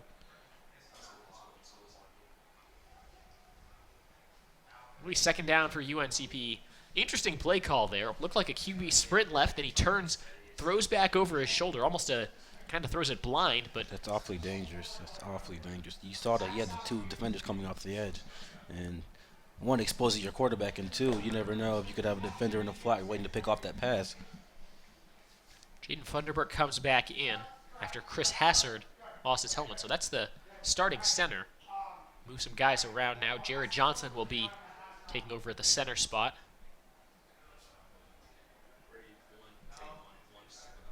After all that, it's 2nd and 12. About 4.5 minutes gone in the third quarter. O'Brien will tuck it and run. Cuts up field. Lost the ball again. This time North Greenville's on it. The fumble bug bites the Braves on that drive. B.J. Bunn once, Patrick O'Brien, and that time it's a turnover. Actually, the first turnover of the game. It's been a pretty clean game in that regard. A couple of close interceptions by the Braves defense, but you never want to see that. You don't want to see the ball bounce in the air like that. So. And that time there were no black shirts near the ball. No, just bounced right into the stomach of the North Greenville defender. So it's 1st and 10 for the Crusaders. This is the best starting field position they could really hope for as they take over on the Braves 33. They need points on this drive. Hunter gives it off. This is Bird. Bird stays on his feet, now cuts towards the near sideline. It's going to be a foot race headed towards the pylon and into the end zone as he breaks the tackle from Kearney. Touchdown, Crusaders. It's not what you want to see coming out of halftime. Well, the Braves defense got 1 3 and out. The offense turns it over and lets North Greenville go one play, 33-yard touchdown drive. Simeon Bird with his second touchdown of the year. Yeah, so they don't make a habit out of this. I mean, they're a good second-half team, so hopefully they put the clamps down. Yeah. That's what Shane Richardson, the entire offense, and that'll be the emphasis. Hang on to the football. You saw the wet field perhaps attribute to the ball security issue there, as the extra point attempt is up and good by Nat Gravely. Rather take a slip and fall than a slip and lose the ball. So the Braves see their lead cut. It's now 28-14. We'll be back right after this.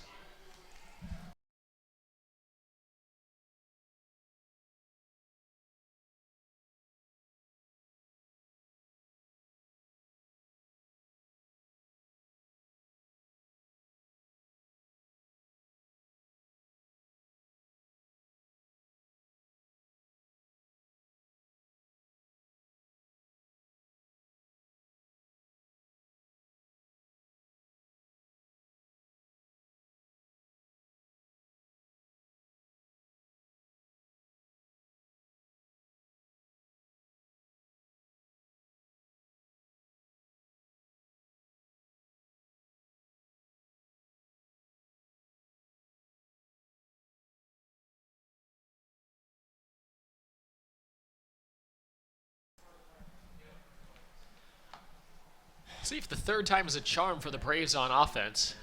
Not a lot going on for them their first two offensive sequences. They went 3 and out, fumble. Now we'll get the ball once again. Up by 14.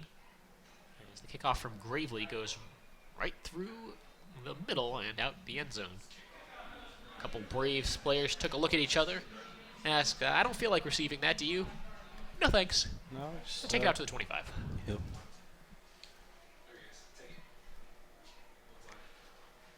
So back comes the offense again. 10-11 left to play in the third quarter.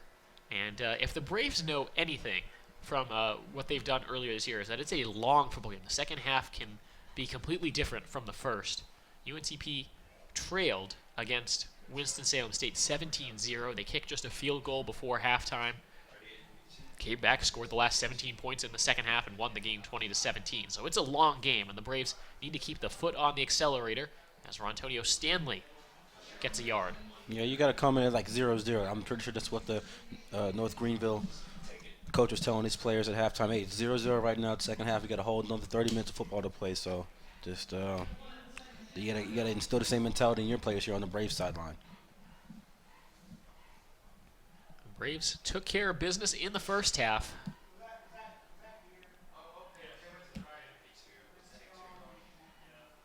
And they do have that 14-point lead to show for it. Shotgun formation for O'Brien. Play clock at 8. 2 receivers on each side. Changes the play a little bit.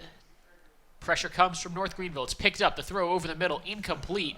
A lot of contact there. No flag. They were looking for Quay Threet. 3rd and 9 upcoming.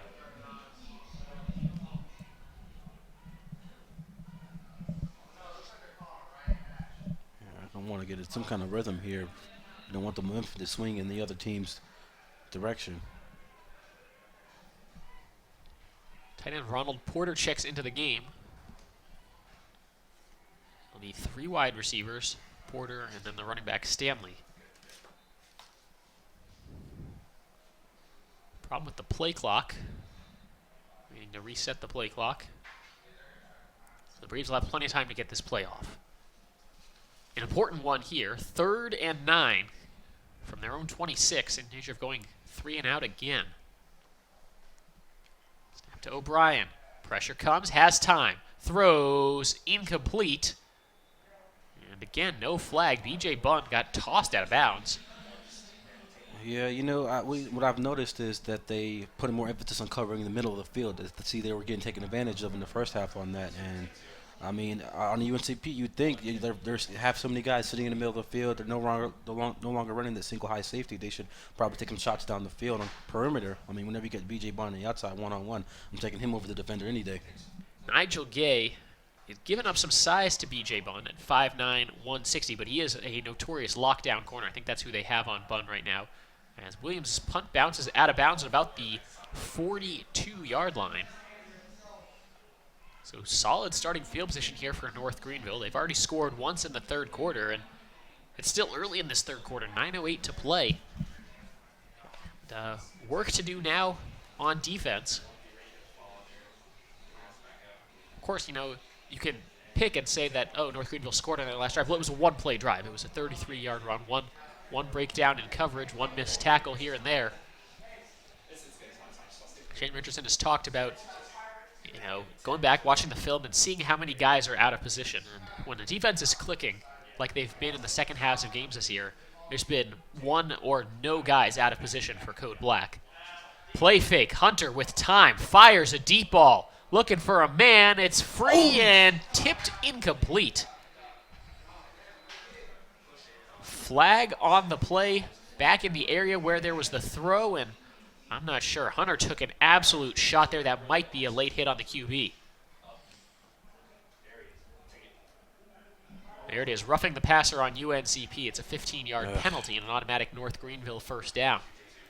So after just one penalty in the first half, just a 5-yard penalty by the Braves, now a big 15-yarder moves the Crusaders into Braves territory.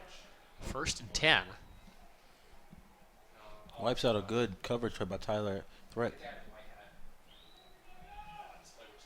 Pistol formation for Hunter, who stays in the game after that big hit. Gives it off. Ooh, lowering the shoulder. Tough running by Simeon Bird. Drags the defender with him as he goes across the 40.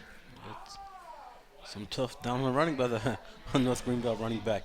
I mean, he absorbed 2 hits and still fell forward for about 2 or 3 more yards.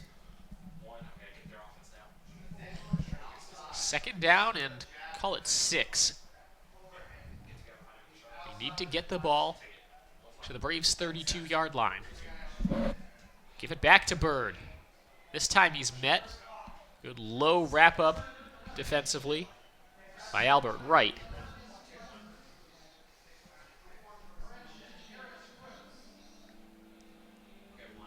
There's Brooks in there as well. 3rd down upcoming. They need about 4 yards.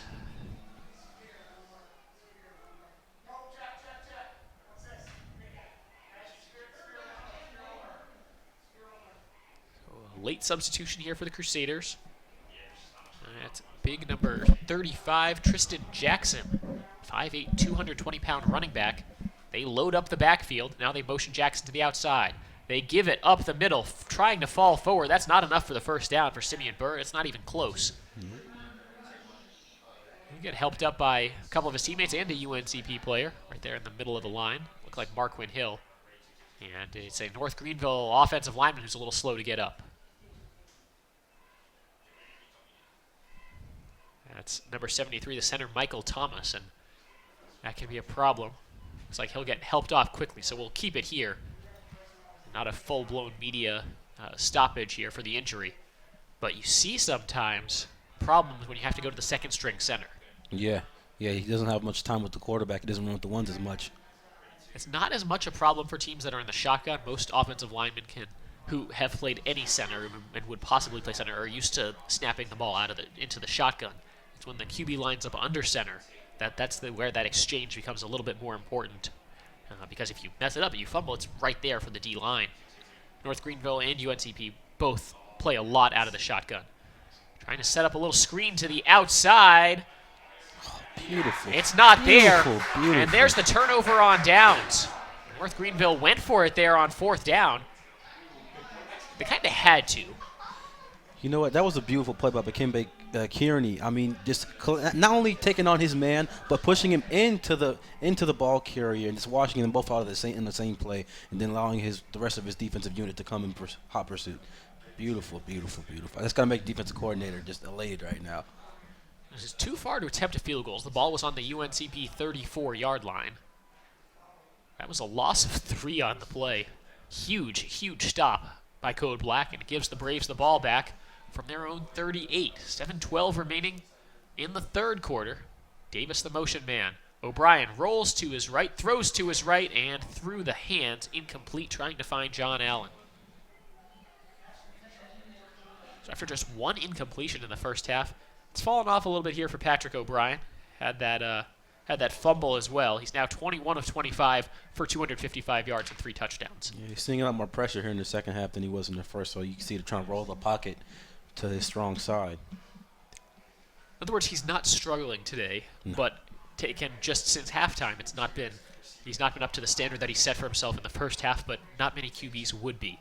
He's in the empty backfield now. Pressure comes. They throw it over the middle. It's Mack on the middle screen. Had some blockers out with him, but couldn't get past anyone. Gets about 4 or 5 yards. Rick Mack with his second catch of the game.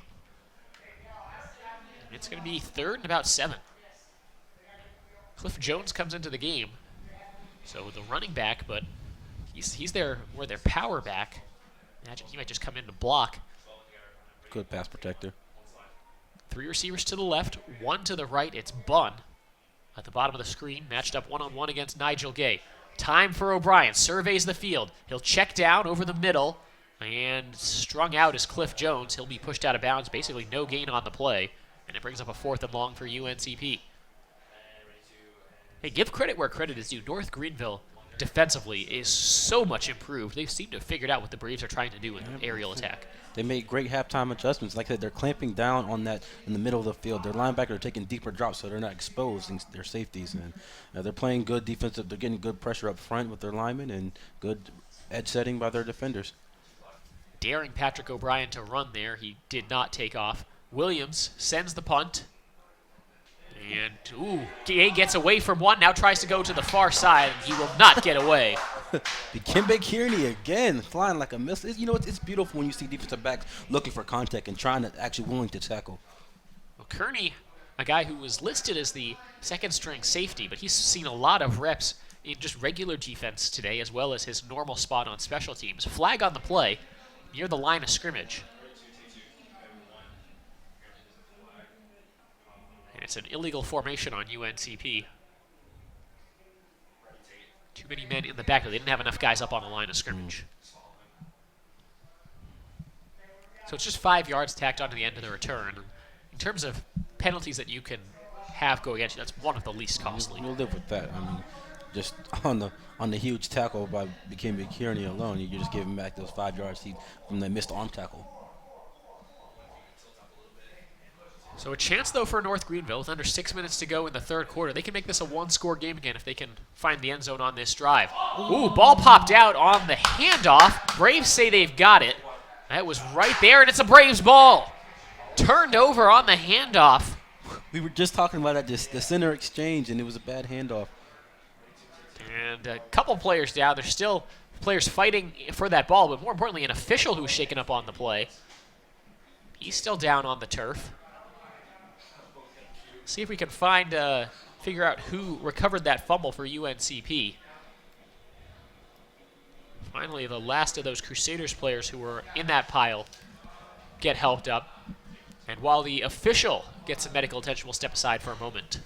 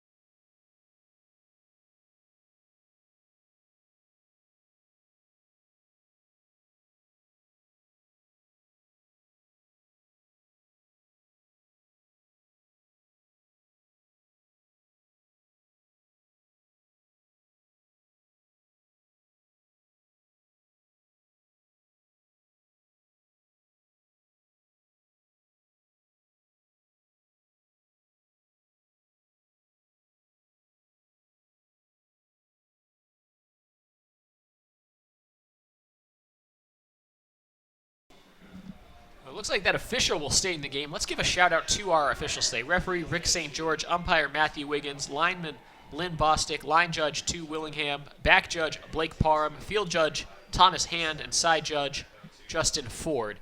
Done a pretty good job today.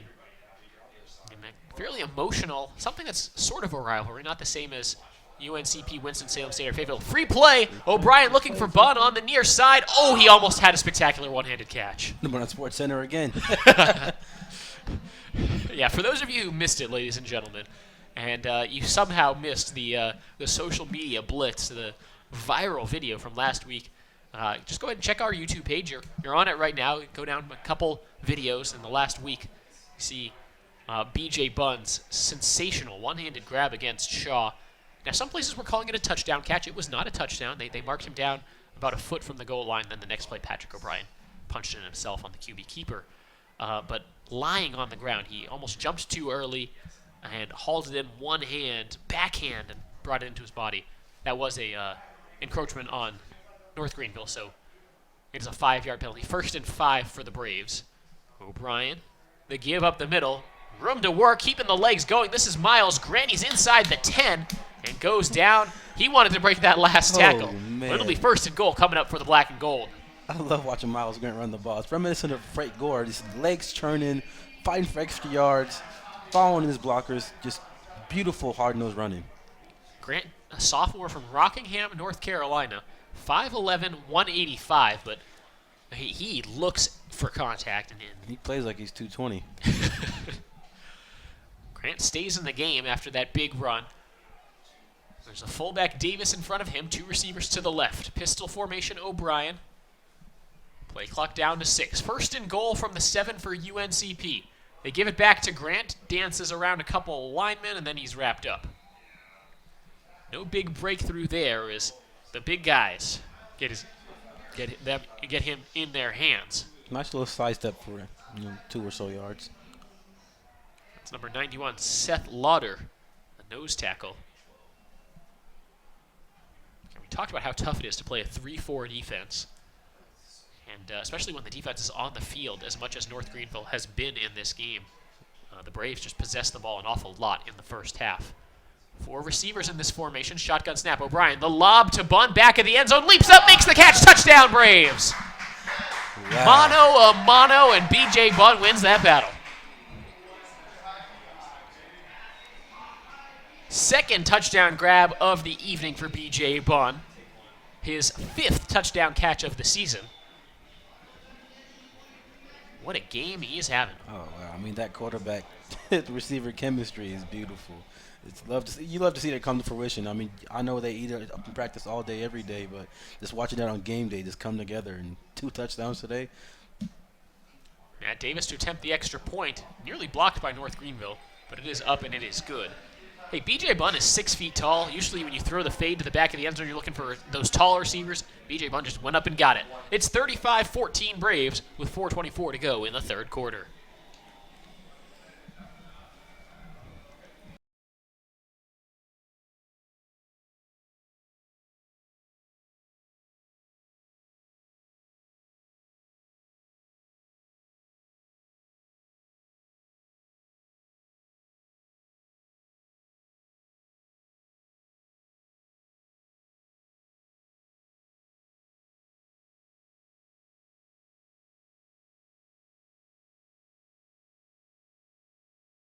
(35-14) UNCP. 4:24 to go in the 3rd quarter. That was the touchdown the Braves needed after North Greenville scored fairly early in this quarter. Back up by 3 scores, and just looking to ride this out, I think. Oh, most definitely. You don't want to let up on that gas pedal. You just want to keep it down. Don't give them no kind of way of sneaking back into this game. I mean, they had a turnover in their own end zone. Then they came around and got a turnover back. Now, each team with 1 fumble that was lost. Braves also had a fumble that they recovered. But we talked about this Braves team and perhaps letting Shaw, Fayetteville State teams they should have beaten a little bit more easily, hang around a little bit, and then winning by a large enough margin. But it could have been bigger based on the way the Braves played in the second half. This is a talented North Greenville team. and the Braves might end up with one of their largest margins of victory in this game here tonight. Wild. But I don't think this is a North Greenville team that's going to go away lightly. No, most definitely not. But like I said, they've been shooting themselves in the foot all night with the penalties, pre-snap and post-snap penalties. And you're not going to play winning football playing like that. So the offense comes back out after the touchback. They eventually will come back out.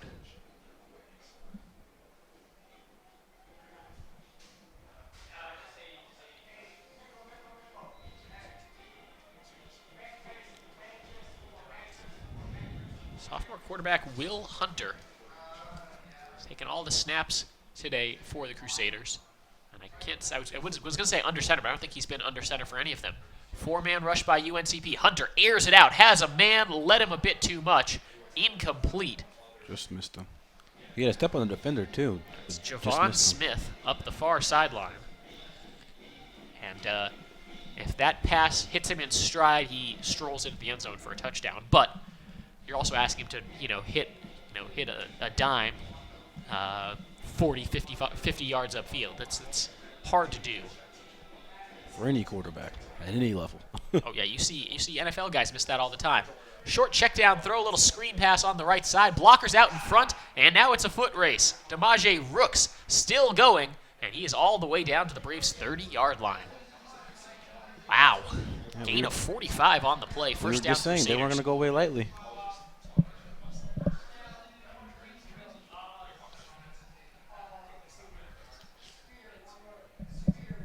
That'll certainly help the quarterback stats as Hunter goes over the 100-yard mark, and the streak is over for UNCP. The first 3 games on defense, they had allowed under 100 yards passing.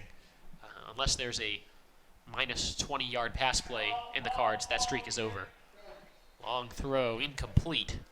The far sideline looking for Javon Smith again. Good coverage, man-on-man by Sean Everett.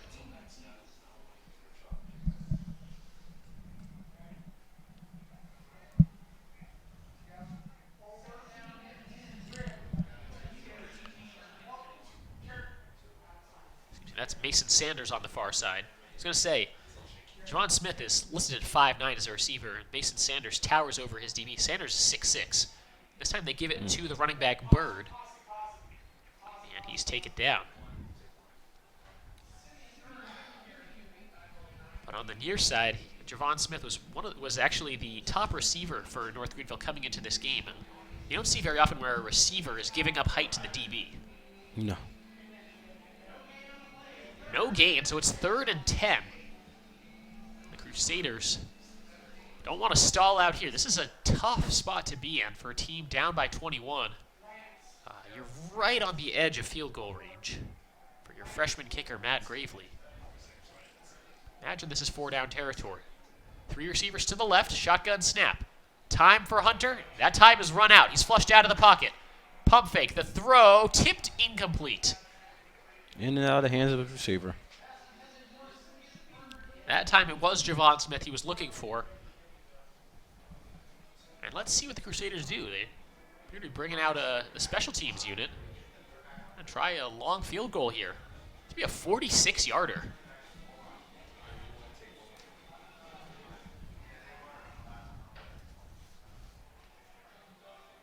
Maybe had they got some yards on that 3rd down play, they might have thought about going for it, but take the points. I think this is within Gravely's range. It's a low kick, and it is no good as he pulled it to the left.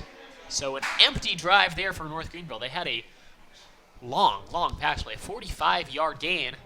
Not able to get any points off of that drive. It's sort of been that kind of day for the Crusaders. Just not quite there. Not everything clicking. And when you're playing, an undefeated team like UNCP, things have to be flowing just right.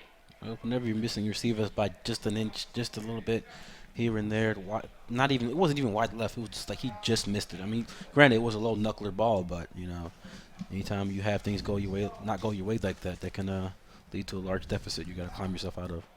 O'Brien leads the Braves offense back out there. Hit as he throws. This is still a live ball. No, it's whistled incomplete.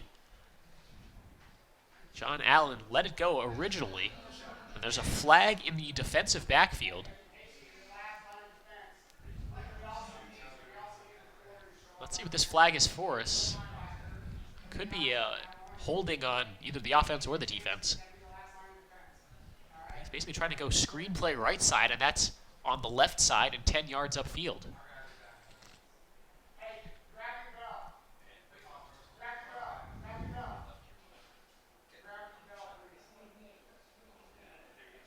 Ooh. Personal foul against UNCP for the unnecessary roughness. Make it 2nd down and 25. As that was a dead ball foul. Those are the ones that are real killers.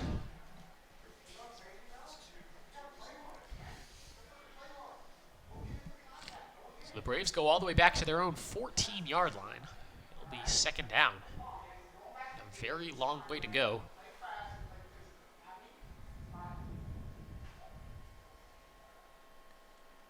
But rather than go conservative, looks like the Braves are ready to take another shot. 5 wide receivers come out in this formation. A lot of times you see a team with a big lead like the Braves, you take that penalty and you just run the ball up the middle a couple times and punt it away. I was thinking they were going to run a drop play. They come after it. They go up the middle on the short pass to John Allen. The ball pops out. The Crusaders say they have it.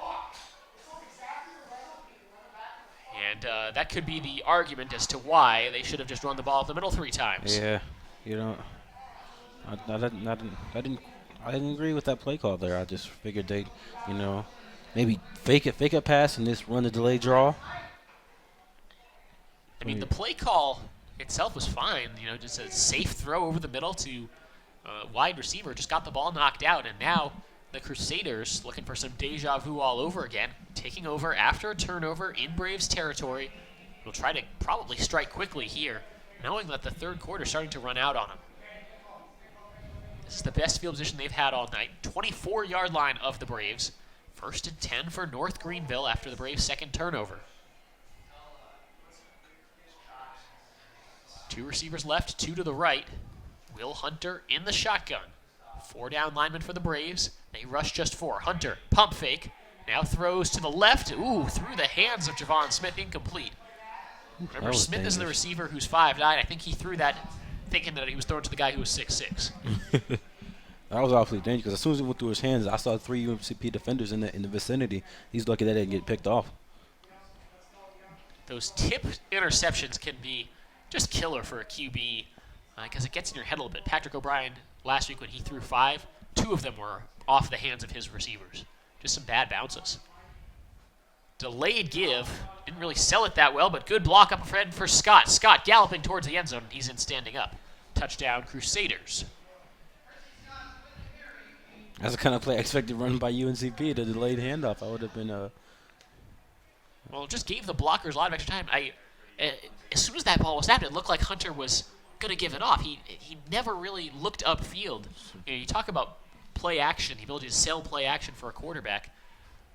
The ability to sell a draw, I think, is important too. He held onto the ball for a long time. He held onto the ball for a long time, but he was staring right at his running back. Flag on the play before the extra point. They wanted to whistle it dead. The kick was good. I believe this will be a false start, and they'll have to try the extra point attempt again.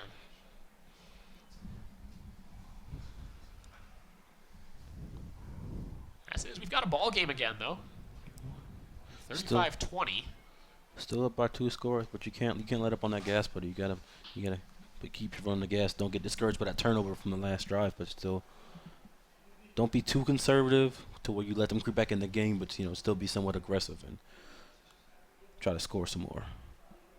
It was a penalty on UNCP for an illegal substitution. So they go half the distance, and it goes from being a 21-yard PAT to a 20-yard PAT, or a 19-yard PAT. Sometimes on those, you think about maybe going for 2. Sometimes you don't want to push your luck. Right. And North Greenville would have actually declined that penalty. I thought I saw them saying that they declined the penalty just because they had a certain way they like to do the PATs. You don't want to move it even by a yard. PAT was good, so it's 35-21 Braves. There's just about 2.5 minutes left to go in the third quarter.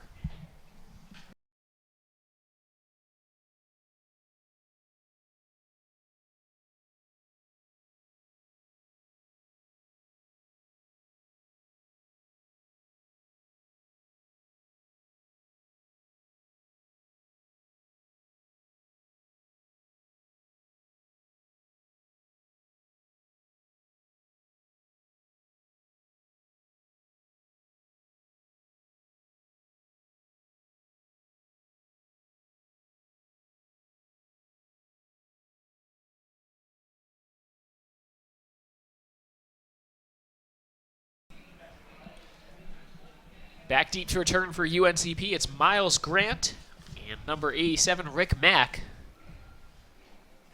They have had some different guys back there on kick return duty today. We've seen some Rontonio Stanley, some Taryn Huffman.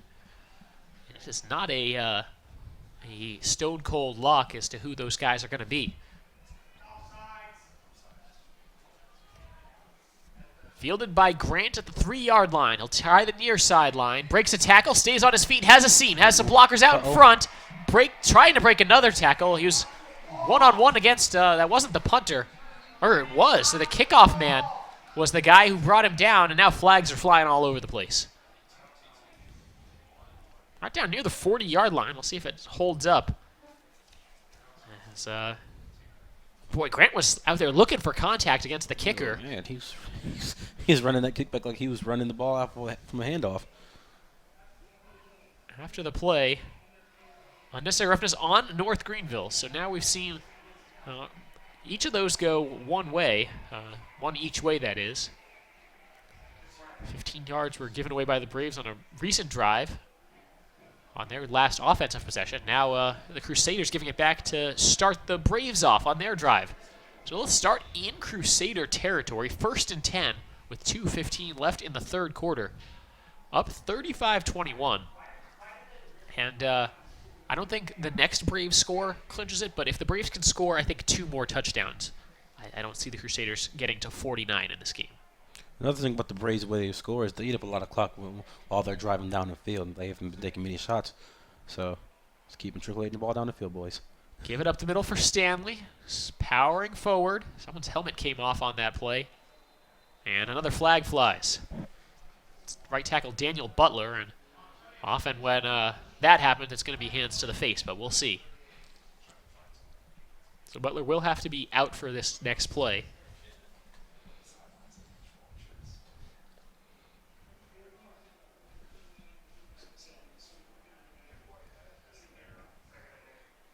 So they pick the flag up, and it'll be 2nd and 8. Have to reshuffle that O-line a little bit now. Jaden Funderburk will move from the left side to the right side in the tackle position. It's always nice to have versatile linemen that can play different positions, getting them cross-trained, so just in case somebody has to come out for a play or is out for a game, they won't have no dip-off. Looks like the left tackle is being held by number 70, Alan Turner. Snap to O'Brien, gives it to Stanley, runs back towards the pile, another 2 yards, if that. And it's going to be 3rd and 5 or 6 yards to go for the black and gold. Ooh, the unfavorable spot just at the 40. Make it 3rd and 7. Wow, I thought Stanley was going to be able to move that pile a little bit more.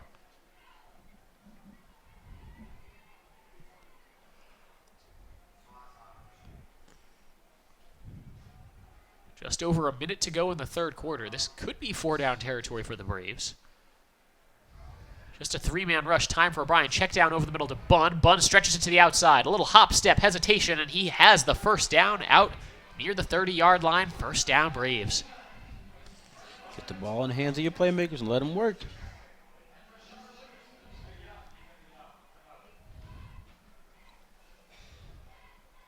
Waiting for the spot here. Now the official's talking something else over. I didn't see a flag.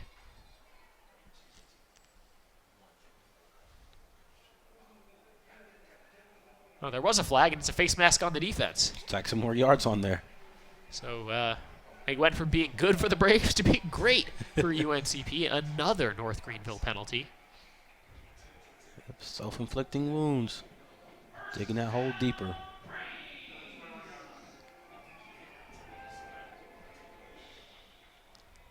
Already North Greenville, that's their 12th penalty. That puts them over the 100-yard mark in terms of yards given up on penalties. And hey, again, you're coming into a stadium where the Braves have won 6 straight, under the lights, an undefeated team. You can't do that. Can't afford to play undisciplined football. 4-man rush. O'Brien with time. He will check it down again, short to Stanley, and down to the 10-yard line is the Braves running back. A little flip pass, gets 5 yards. And now a player down for the Crusaders.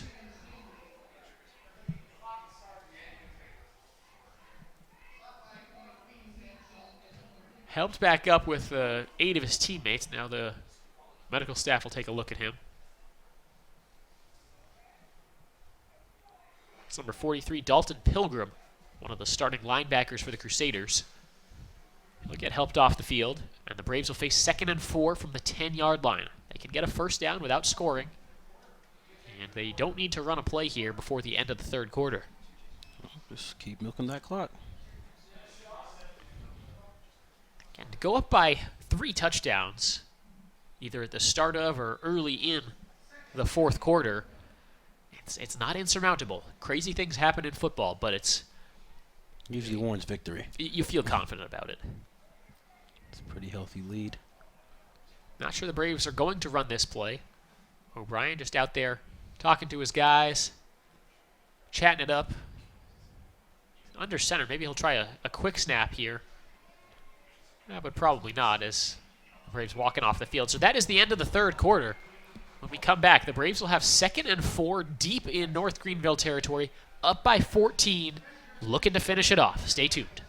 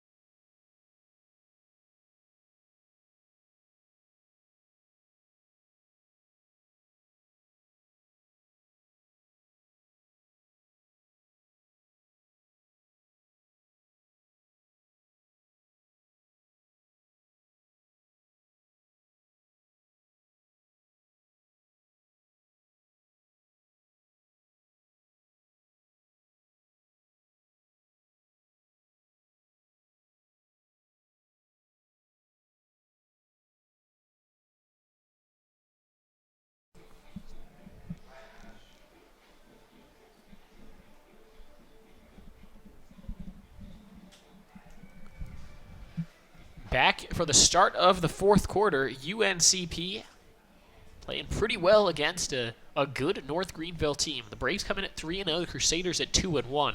The Crusaders' lone loss was a 1-point heartbreaker at home against Newberry last week. Next week, the Crusaders will host Mars Hill. The Braves next week will be on the road, taking a long trip all the way to Alabama, where they will take on the Tuskegee Golden Tigers, who will have revenge on the mind after the Braves beat Tuskegee for UNCP's homecoming last year. Total offense right now, the Braves up by 101 yards. It's 354 to 253, but most of it's coming on the ground for the Crusaders and just 64 rushing yards for the Braves. O'Brien, the throw, looking for Porter, off his hand, incomplete. He nearly added to a pretty solid Braves receiving highlight reel tonight. Would have been nice, though. Would have been nice. Ronald Porter, a freshman from Charlotte, a guy who had his first career catch last week. And a penalty on North Greenville means an automatic first down. They cannot get out of their own way. Half the distance, take it to the 5-yard line. 1st and goal for UNCP, up by 14 to start the 4th quarter. 1st and goal to go. Let's see if they just keep it on the ground with Rontonio Stanley. They do give it to him. He pushes the pile forward, doesn't get in, but he is really close. Just about sniffing that pay dirt. Stanley just 1 touchdown coming into this game.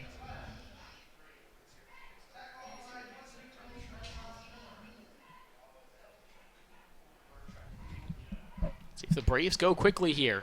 North Greenville crowding the line on defense, but the Braves have the field pretty well spread out, and somebody jumped early. That was the right guard. Yeah.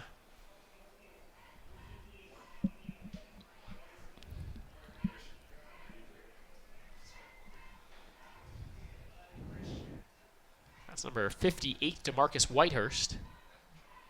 Yeah, he was laying a little too far forward, and then he just took a step back, but whenever you do that, and they can basically see that step. So Porter, the tight end, comes out. Braves go 4 wide receivers, and they bring them all close to the line of scrimmage. Play clock at 9. First minute here of the 4th quarter. O'Brien will pull it away on the option. He dives, and he is into the end zone. Touchdown, UNCP. It's the 2nd rushing touchdown of the game for Patrick O'Brien. And that puts the Braves up by 20. How about that? O'Brien turned the ball over 5 times last Saturday. He said, I want to pile up some touchdowns here tonight. 4 through the air, 2 on the ground. He is just putting numbers on the boards. Wow. Extra point attempt from Matt Davis is up, and it is good. And with 14 minutes and 4 seconds left to play in this one, the Braves lead is up to 21 again. It's 42-21. This is UNCP Braves football.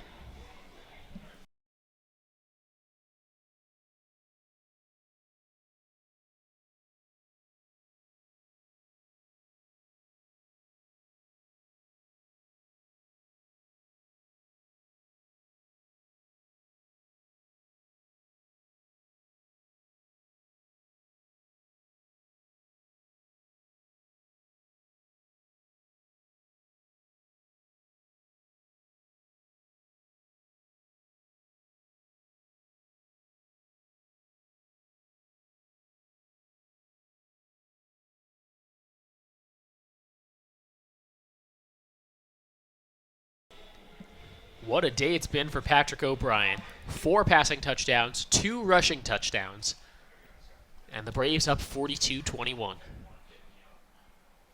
If only he could have been my fantasy quarterback on FanDuel last week, I would have made some money, man.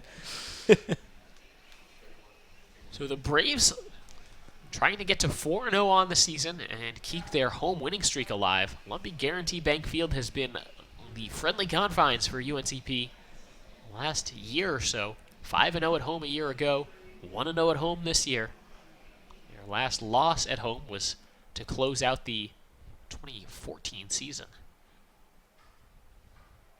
And then after this week, they'll be on the road for 2 more weeks. They'll keep that home winning streak alive for another 14 days. Good kickoff from Davis. This goes all the way to the back of the end zone, and out the back of the end zone is Rachar Witherspoon. It'll be 1st and 10 at the 25 for the Crusaders, and they're staring at a 21-point deficit.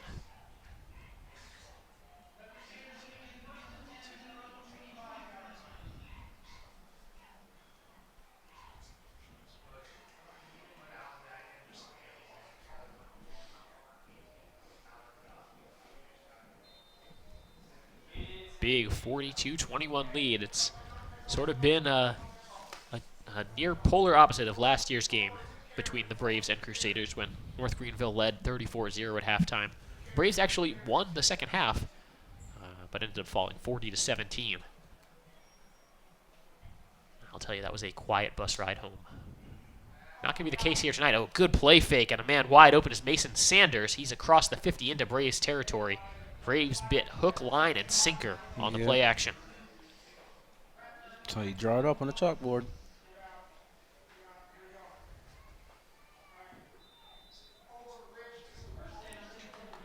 No huddle for the Crusaders, trying to go fast. They know they need their points, and they know they need them now. You got to score quick, fast, and hurry if you think you're going to get back into this game. Low snap. The motion man was Bruce. They throw right side. It's dropped, and they'll say it was incomplete. The receiver never established possession there. They're trying to run a double screen on that one. They had the receiver over there on the left side of the field, but then he came back and threw it to the short man. I say the North Greenville playbook is pretty complex. They set some things up pretty well. The execution sometimes has just not quite been there. That's what it boils down to: execution and penalties. Leaping catch by Christian Bruce, and he's down inside the 35-yard line to about the 32. More than enough to move the sticks. Hey, we said the Crusaders aren't going to go down lightly. They'll play all the way through and really force the Braves to really finish this game out. They're not going to just lie down. Play fake, throw to the left, complete, breaking a tackle, sprinting towards the end zone. It's Sanders, and he is in.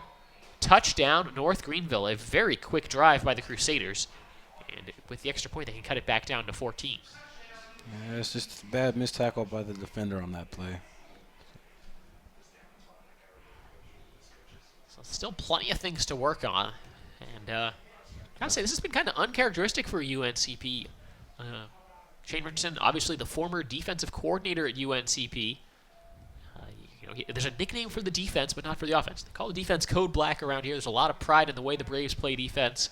They were near the top in a lot of statistical categories in Division II football entering tonight's game, including the fact that they had that streak of not allowing 100-yard passing yet this season.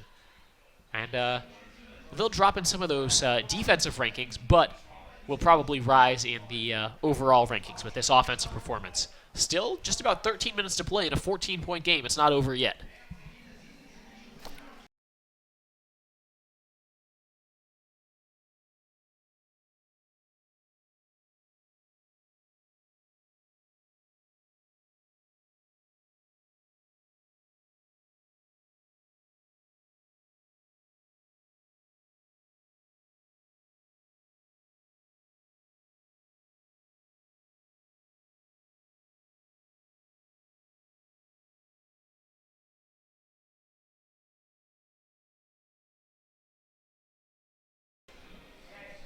QB comparison right now as we come back with the Braves up 42-28.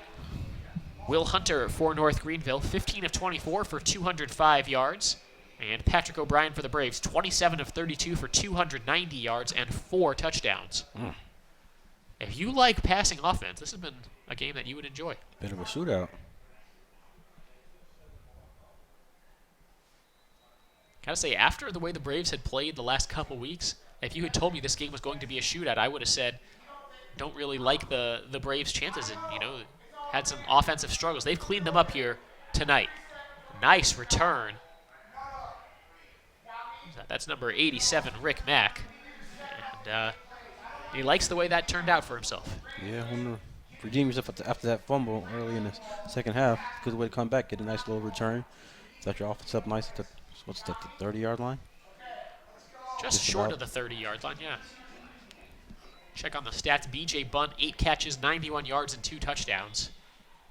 Be looking for another 100-yard game. I believe it would be his 5th career if he can get another catch.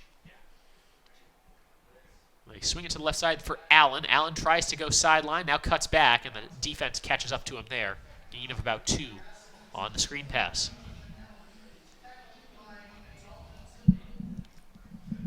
Dalton Pilgrim came in and made the tackle. He was shaken up earlier, so it's nice to see him back out there. You never want to see guys get hurt. He's still a little gimpy, but you never want to see a guy hurt, but you want to player safety might come into a factor in this. For the Crusaders, they need as much help as they can get over there on the defensive side, because the Braves have just been really passing the ball very well. 4 receivers to the right, just 1 to the left. This will be a screen pass to the right side. Allen makes the acrobatic catch and turns upfield, nearly gets the first down. Got to imagine that the Crusaders saw that coming. I mean, it took so long to develop. You thought like, oh man, hey, we're throwing us a quick screen. So it'll be 3rd and 2 after another catch by John Allen. Getting up near 50 yards receiving tonight.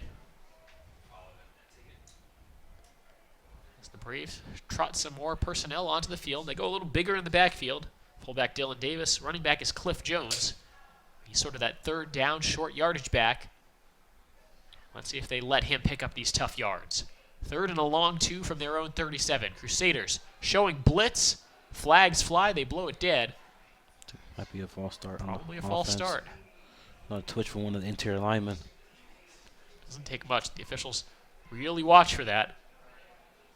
And now 3rd and 7 instead of 3rd and 2. Let's see if they keep those same people out on the field for UNCP, or if fullback's coming off. Fullback comes off. Back out comes Rick Mack. And it'll be 4 wide receivers for the Braves. Clock runs, though. 11:23 left in the ball game. But the Braves certainly don't want to see North Greenville get another scoring opportunity. Potentially cut it to a single-score game. Play clock down to 2. O'Brien does get the snap off. North Greenville brings the house. The pass looked like it was tipped and incomplete. A flag on the play. And it looks like North Greenville thinks it's on them. They're looking for Quay Threet.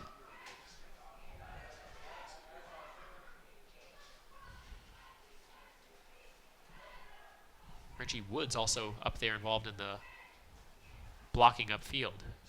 Yeah, I think it was holding on the defender.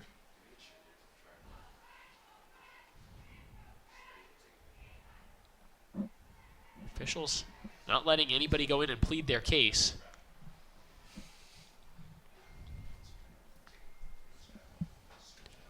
And here comes the call.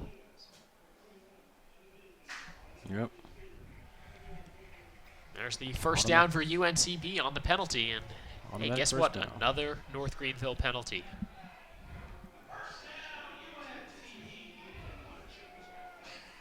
It's the 5th time the Braves have picked up a first down by way of a penalty. And for North Greenville now, 14 penalties for 124 yards. That's 2 games worth of penalties right there. That's crazy. Based on the way the Braves have been going, about 58 yards per game they've allowed on penalties, and the Braves today have cost themselves 50 yards off of penalties. O'Brien in trouble. He's sacked. At least he held on to the ball. Whenever you see a quarterback get corralled like that, sometimes the ball might squirt out.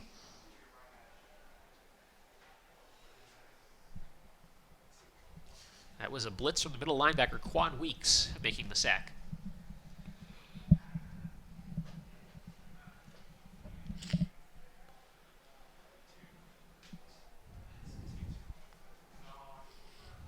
Big loss on the play. Yeah, they brought more than we could block on that play. O'Brien, quick throw. Not a lot of room. And North Greenville going and trying to strip the ball there. I think that was Rick Mack at the bottom of that pile. Was a catch by Mack and a couple yards. But 3rd and very long. The Braves need to get just past midfield. But the ball right now spotted on their own 35. 3rd and 17 for UNCP. 10 minutes to play in the ball game. The Crusaders get this stop. A scoring drive for them. Could make it a 1-score game. O'Brien, quick throw. Has Stanley. Stanley cuts upfield. Excuse me, this is Jones. He's right near the marker. Takes a big hit. And he'll come up about a yard short. Wow, yeah, Cliff Jones got absolutely crushed there. And there was somebody coming in from behind as well. It might have been one of his own guys. He kind of got rolled up. Yeah. 4th down and about a yard coming up, but It's tough running. the injured player will take a quick break here on the Braves Broadcast Network.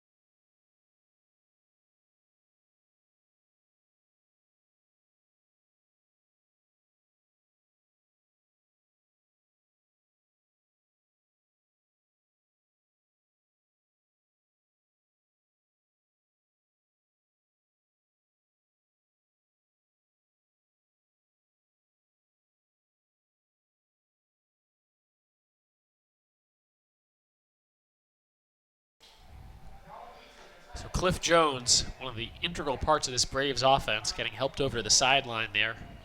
Redshirt senior from Wake Forest. And the Braves offense stays on the field. 4th and about a yard.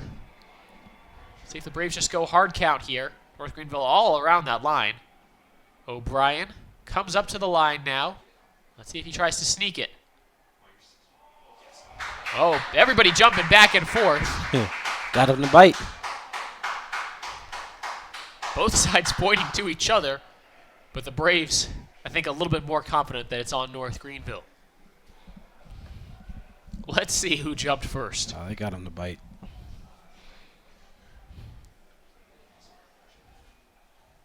That's a really nice way. There it is. It is on North Greenville, and the 5-yard penalty gives the Braves a first down. Don't even need to snap the ball on 4th down. Trick them into committing a penalty, and the drive stays alive for UNC Pembroke. Yeah, when you're down by that much, you're kind of a little overeager to try to get the jump on the other team, sometimes to your own detriment. 9 minutes to go. Braves up 14. North Greenville has shown the ability to quick strike on offense, so certainly don't want to leave them too much of a chance to come back. Pistol formation with Davis, the fullback, on the right side. They give it to Stanley off right side. Cuts up middle, and he's got room to go. Stanley breaks a tackle. He's loose, and it's Rontonio Stanley to the house. Touchdown, Braves. Breaking arm tackle after arm tackle. It needs more than an arm tackle to bring down Rontonio Stanley, and that could be the final bell. The nail in the coffin for North Greenville, perhaps. There's still 8:46 to go. What did we said 49 was probably the number that's going to be the clincher. We're asking the Crusaders to score 3 touchdowns in under 9 minutes. With the amount of penalties they commit on offense and defense, I'm sorry. Whenever you play undisciplined football like that, I mean, your margin of error is next to none. Well, hey, there's a touchdown by someone other than Patrick O'Brien, as he had the first 6 touchdowns by UNCP. Braves 49, Crusaders 28. 8:46 to go. We'll be right back.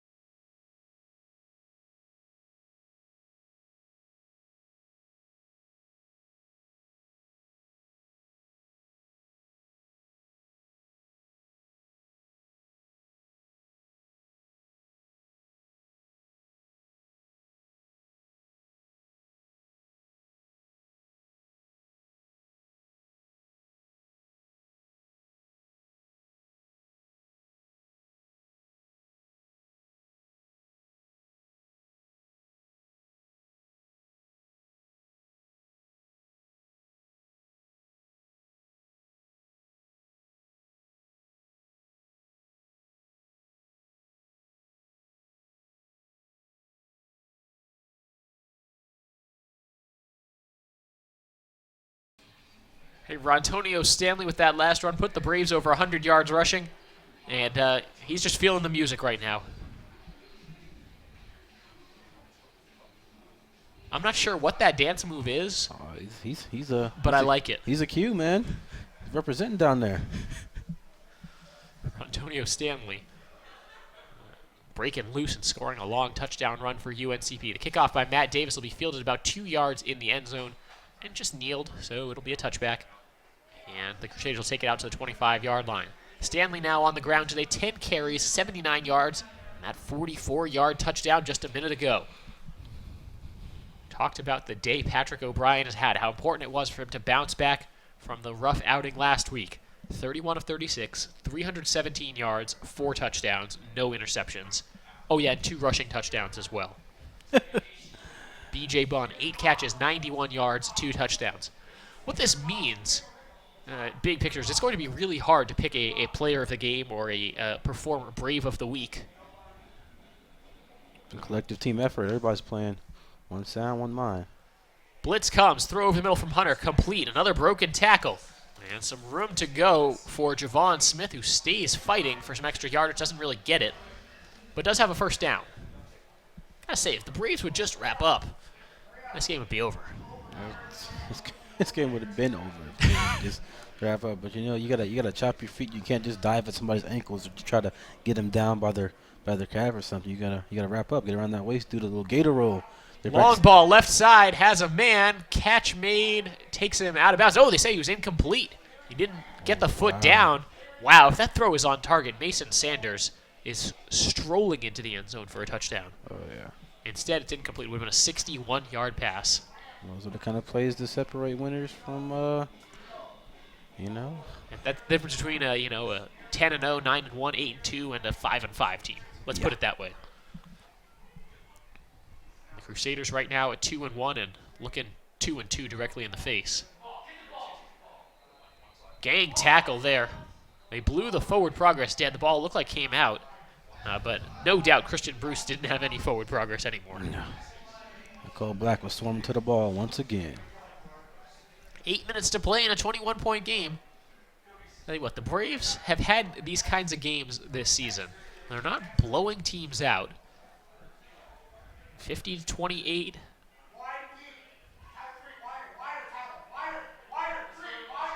Against Fayetteville State, 38-19 last week. But deceptive. Pressure comes. Hunter rolls to his left, keeps his feet moving, throws the ball, has a man at the 30-yard line, breaking one tackle there. It's Mason Sanders, and he has a first down. Great job by the quarterback, Will Hunter, to keep that play alive.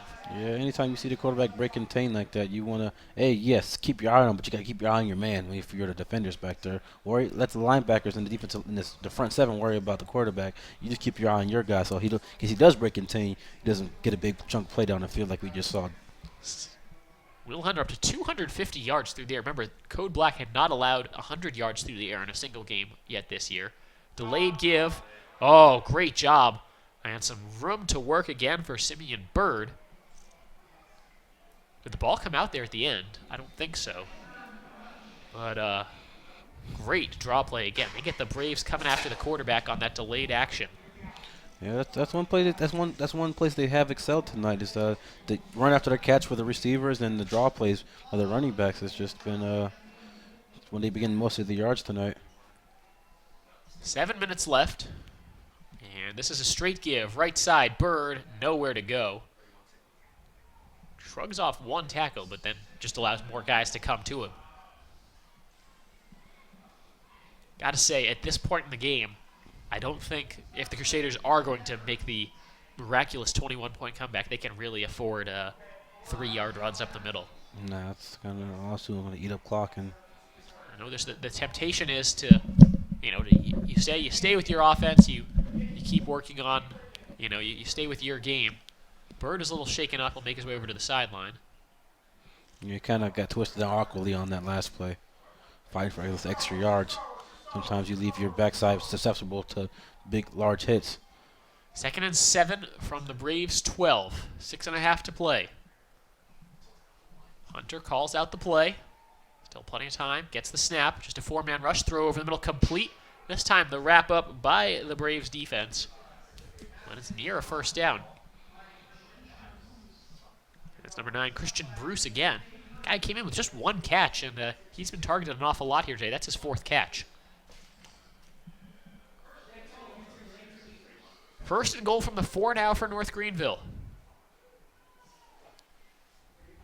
This will be their 5th touchdown of the game, and they're still down. Give up the middle, in, standing up, touchdown, Tracy Scott. Yeah, usually when you score 5 touchdowns in a game, you think your margin for victory is pretty big, but the defense hasn't really been able to stop what UNCP has been dishing out all night. Tracy Scott now 10 carries, 38 yards, and a pair of touchdowns. Extra point pending here to cut it back to a 14-point game.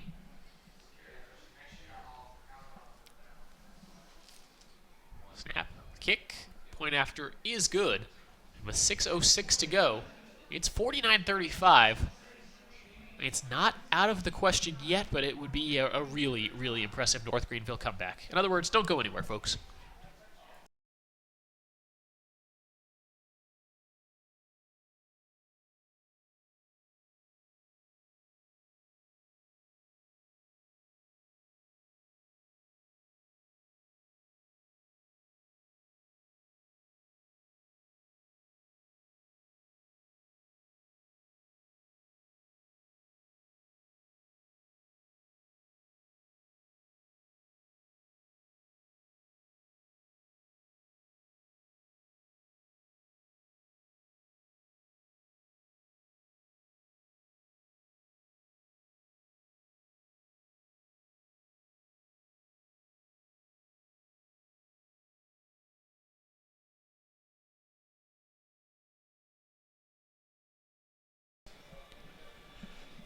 Will we see an onside kick here, Josh? An interesting question as the Crusaders trail 49-35 with 6:06 left to go. It's been a shootout.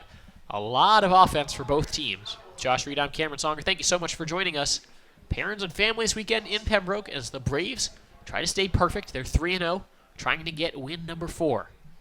On to kick Matt Gravely. They're ready for the onside. They got all those guys up there. Nope. No, they kick it deep. Stanley lets it bounce, and it rolls into the end zone. A slow roll, but it does actually get past the goal line. Yeah, like I thought. I figured they try to get the clamps on defense this drive, hopefully. And then they might try to go to the onside if they do indeed stop the Braves from scoring and score themselves. Well, the question then becomes, I think, penalties, because the Braves have kind of stalled out a couple times here in the second half. But sometimes when it's stalled out, the Crusaders let them go with the penalty, keep the drive alive, and then the Braves are able to go. Yep, self-inflicting wounds. 15 penalties for 129 yards by North Greenville versus 6 for 50 by UNCP. This is a give to Miles Grant off right tackle. Pyle moves forward. He gets almost 9 yards. Yeah, whenever you got almost $150 in penalties, that's not winning football. Second down, and we'll call it 2 for the Braves, who should be in no hurry on this drive. If they're snapping it with more than 10 seconds on the play clock, they're doing something wrong. I'd imagine the coaching staff is aware of that and communicating that to the players on the field. Patrick O'Brien's been around, a redshirt junior, started at UNCP, transferred to UNC Charlotte, and then back to UNCP. Snap throw on the screen out to the outside for Woods. The ball pops out, and the Crusaders have it. That's not what you want to see when you're trying to just grind this clock out. I figured they'd run the ball on second and short. Or maybe they're saying incomplete. Woods was down. They're saying he was down because they moved the sticks back. And I'm sure North Greenville wants an explanation for that. It's a timeout, North Greenville, and we will take it with them. So we try to figure out what just happened there, but right now it looked like the Braves still have the ball. Third down. We'll be right back.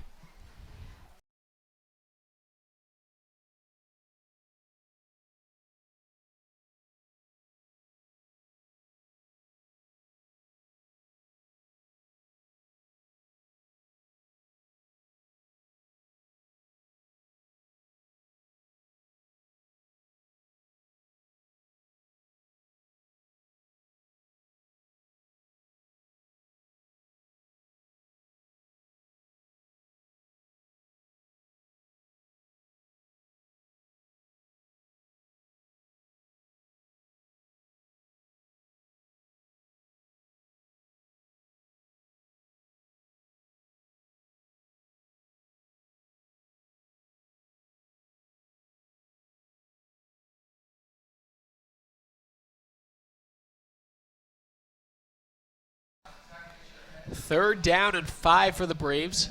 Dodged a bullet there. They said that Reggie Woods was down before the ball came out. Clock stop with 5:15. That was a timeout by North Greenville. They have 2 remaining.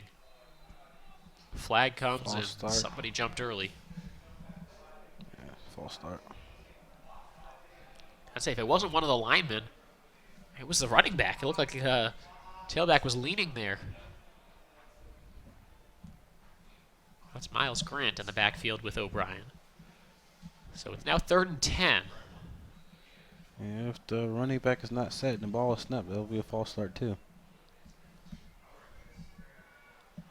So from the Braves' own 25-yard line, normally this would be a passing down, but gotta think the Braves are concerned about the clock as well here. Low snap and another flag before O'Brien can do anything with it. Looked like that was going to be a pass play. Probably will be again if not a draw. Another false start. So now 3rd and 15. And hey, we talked so much about how the Braves did a good job of not hurting themselves with penalties the same way North Greenville had. And the Braves turn around and commit back-to-back false starts. Now 60 yards in penalties given up by the Braves on 8 different penalties. I'm just eager to start celebrating tonight. How about this? Time of possession, though. Braves 32 minutes. Crusaders just over 22 minutes. Dropping back to pass. It's a screen to Grant. Grant trying to move upfield. Breaks a couple tackles. He's going to end up about 3 yards short off that 35-yard line that the Braves needed to get to. And no doubt this will be a punt situation. Had they not got the last false start, that would have been the first down. It was a good play call. Really good execution on the screen pass. Just too far they had to go. Yeah, great blocking downfield. Good vision by the running back following his blockers. Just came up a little bit short. All right, so under 5 minutes left. The Crusaders will get the ball back, down 14. Another score, and then no doubt they would. Whoa, a high snap. Williams able to get to it, showing off the athleticism, and then gets pretty good bounce on the kick. That'll roll all the way down inside the 25-yard line. That was nearly a disaster for UNCP. It's great awareness by the kicker, by the punter. And athleticism, too. I mean, Hey. You don't usually think about a punter as being a guy who displays great vertical, but Williams he's 5'11". He's not a tall guy. Hey, Got up and got it. punters are athletes too. Don't let Sometimes anybody they- tell you otherwise. You know, the punter for the Seattle Seahawks, John Ryan, actually he competed in American Ninja Warrior, so don't sleep on punters now. There you go. Crusaders run the ball here. I'm surprised, Another but when delay. they get that much on the ground, it's enough for a first down. Why not stick with what's working? Simeon Bird gets 11 or 12 yards. They've been killing them on the draw plays all night. It's just that it's a little too late for that. This time Hunter will pass. Has time. Lobs it deep left side. It's a little underthrown. Knocked away. Incomplete. Matt Thomas quick there on the coverage. Almost picked off. That would have done it. Interception would do it. Put the proverbial nail in the coffin. But hey, the Crusaders willing to take the deep shots, but they just haven't really been successful at them. Coming into the game, Will Hunter, again, 3 games that he was a starting quarterback, his longest pass completion was 27 yards.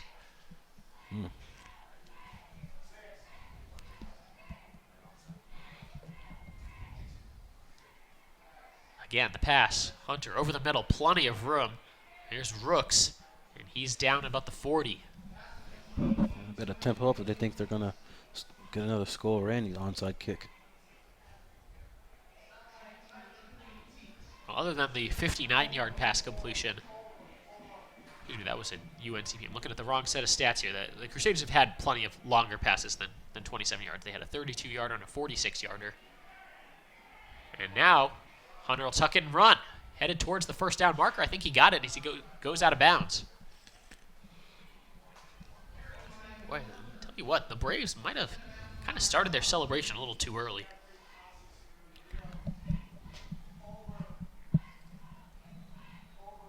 Still got a little bit of football left to play. Just keep your calm and try to let them eat up as much clock as possible. If they want to run delays, let them run delays. Just don't let them score. If they do score, the idea being make it as late as possible. But it's looking like a score might be nearly inevitable here, the way North Greenville's moving the ball. Second and short. Pump fake, throw to the left side, incomplete. That'll stop the clock for North Greenville. Sean Everett there on the coverage. They were trying to go, I believe, to Javon Smith. Excuse me, that's the running back, Simeon Bird, who's shaken up on the play. Again. Now the tailback, Tracy Scott. This is a 3rd and 1 for the Crusaders. Big play coming up for North Greenville. Huge third down. Their biggest of the game so far. If you want to stay in this game, you got to convert. Don't want it to have to come to a 4th down if you're a North Greenville fan. Hunter, forced out of the pocket, rolling, throwing deep, looking to the end zone. There is no one there. Overthrows him. Overthrows him incomplete. It was an uncatchable ball. There was a lot of contact there. As wide receiver Javon Smith was knocked to the ground, but referee signaling he had no chance at that. No. Ball boy couldn't even catch that one. So this is it, 4th and 1, 3 minutes left in a 14-point game. If the Crusaders have any hope at coming back and At least tying the game. And yeah, at least tying the game and really forcing the Braves to sweat it out. They've got to convert here.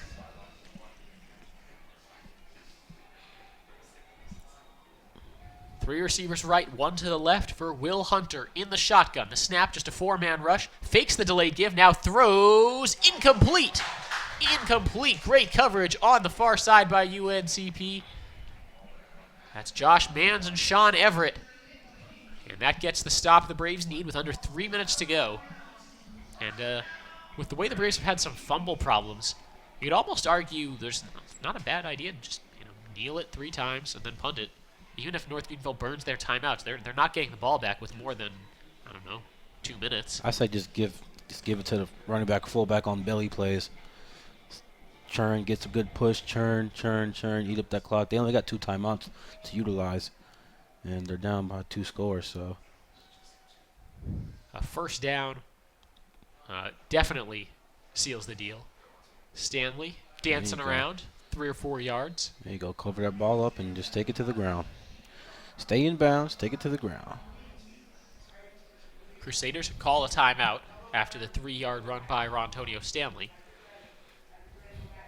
And we'll stay here for this timeout. I feel like we've taken a lot of breaks here, as the Braves really feeling pretty good about how they've executed here today.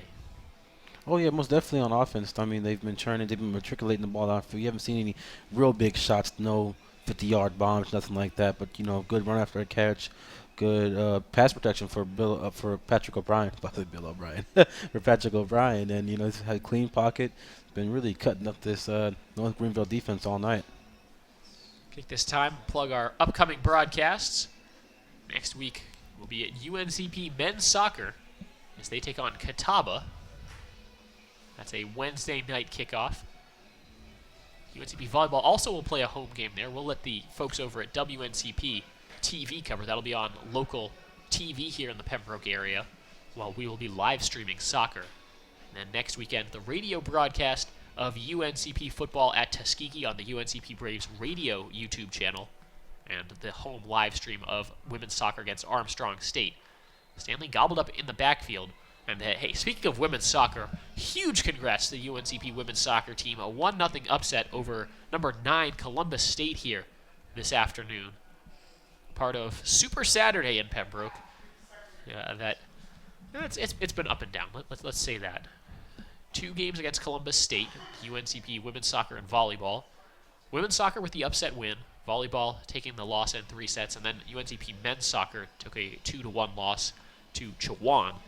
But hey, going 2-2 over 4 home games, not too bad.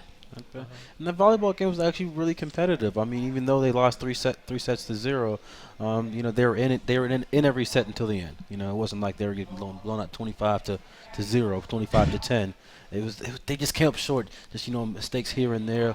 Let a couple balls get away from them, and they kept their composure mostly, and they fought back hard in each set. Just coming up a little bit short. But hats off to those women. They fight hard. Obviously, the women's soccer, this was just the second home match they've played after knocking off Clayton State on Wednesday 3-0. They're undefeated right now, 2-0 in a very tough Peach Belt conference. Got to respect that. UNCP men's soccer playing a non-conference game today. They're 1-0 in the Peach Belt conference. And UNCP volleyball at 0-4. And then here at football, they're an independent. We talked about it earlier. UNCP and North Greenville, both Division II football independents. O'Brien will look to pass here, and it's just a quick check down throw to Bunn. Stiff arm, and he's pushed out of bounds. Not a lot of yards there for B.J. Bunn. He's getting close to 100 yards receiving, but he's not going to get there. That was a gain of about 4. He was at 91 before that pass. And out comes the punting unit. Clock runs because he was pushed out with more than 2 minutes left. And the Braves will be in no hurry to get this punt away. They'll kick with under 2 minutes to play, and really dire straits for North Greenville.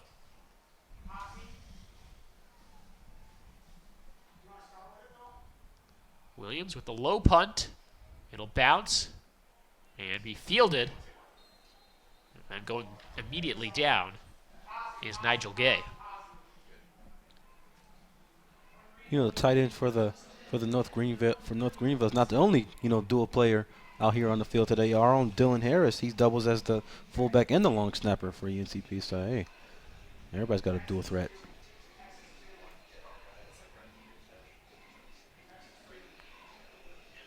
Talked about Super Saturday here in Pembroke. Also had a big announcement in the athletics department today. A sponsorship deal, a sponsorship agreement with Lumbee River EMC, naming rights to the soccer stadium. Hunter is in trouble. And finally taken down from behind. Might have gotten a yard on the play. Alpha Lamine. That was a great shoot by Levine. Great pursuit. I mean, he never gave up on the play. He got him coming back inside and then just hawked him down. Gain of a yard. But the clock keeps running. North Greenville. It says they have one timeout left. I think they used all their timeouts. So they might be wrong on the scoreboard. Hunter, again, pressured, forced to move around in the pocket. Throws a deep ball left side, has a man complete into Braves territory. First down to the 35-yard line. Big gain, and they find big Mason Sanders again. Sanders, well, he's eating today. He's having a really good game. That'll take him up over 100 yards receiving. 6'6", 230 junior from Boiling Springs, South Carolina. He just keeps finding holes in his Braves defense. He keeps getting lost in coverage here and there. There was the one, the play action play where the UNCP bit harder on it. He got loose. Hunter drops back to pass. Ooh. Shakes off a tackle and then finally gets rid of it. Tried to go underhand. It's incomplete. But wow, he took a big high hit and just walked it off. Took 2 sacks on that play. I could have swore the linebacker got him on that play. Man, this is a frustrated Braves defensive unit right now. This North Greenville team just doesn't go away. No, they refuse. It's been a dogfight all 4 quarters, but you gotta keep your nose to the grindstone and pedal to the metal. You gotta finish this thing. Braves offense had built themselves a nice enough lead in the first half to really just kind of ride it out, but I'm sure there'll be plenty of areas of improvement. Hunter throws left a little too tall for his man. Incomplete, trying to find Christian Bruce. Brings up 3rd and 10 with under a minute to go.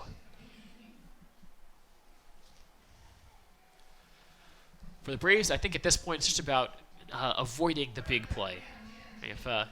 If you force the Crusaders to take another 15, 20 seconds before they score, at minimum, and if you obviously can tackle them in bounds, keep that clock running, etc.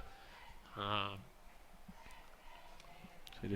onside kick could still be coming if they score, and you never know what happens after that. But odds are not in North Greenville's favor. Short check down throw gets away incomplete, and that brings up 4th down. This is the game. That's good coverage by the Braves defense. Sit on everything short and make sure they don't beat you deep. It's the winning formula right there, especially with 53 seconds left on the clock. So the fans who stuck around, a lot of fans have already left, but the fans who stuck around will be treated to a good finish here.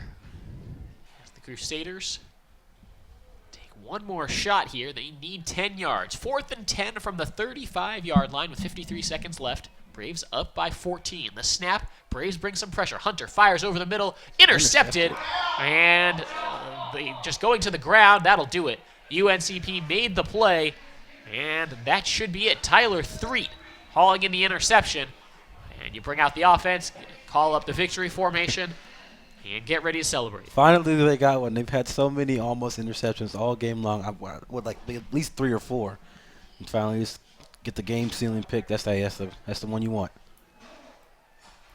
Patrick O'Brien trots out onto the field for presumably the last time, and now pretty much everybody in the stands getting ready to pack up and go home.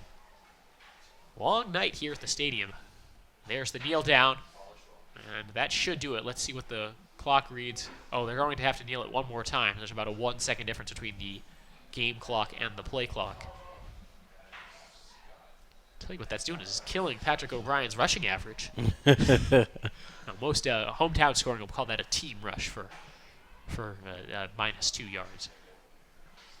So they have to kneel it one more time. Actually, I had my quarterback in high school. He want the backup quarterback to come in for the kneel downs because he didn't want to mess up his average.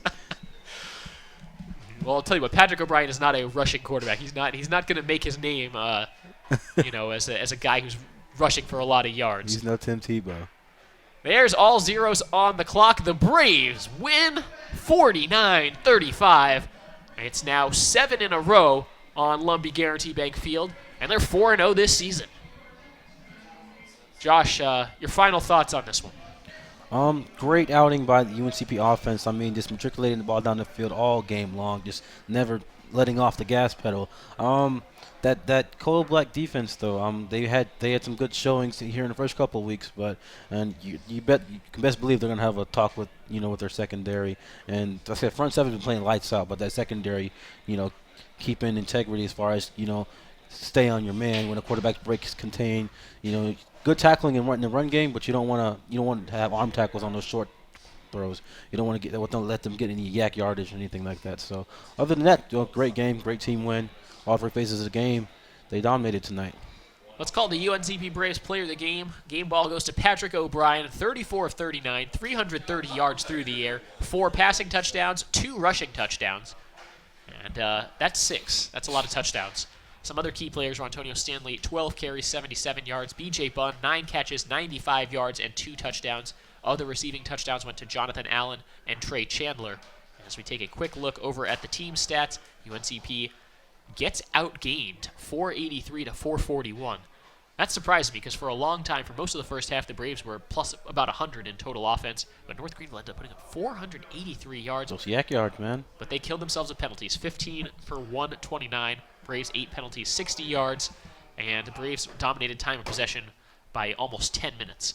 So that will just about do it for us here. Next UNCP football game is next Saturday on the road at Tuskegee, a 2 p.m. Eastern Time kick, 1 p.m. Central Time, which will be what will be over in Alabama. That's on the UNCP Braves Radio YouTube channel. Go ahead and check that out right now. Search UNCP Braves Radio. Subscribe to that so you're aware of it. And our next UNCP video broadcast will be Wednesday evening, UNCP men's soccer against Catawba. For my broadcast partner Josh Reed and our entire crew, this is Cameron Songer saying thanks for watching and have a great night. Final score one more time, UNCP 49, North Greenville 35.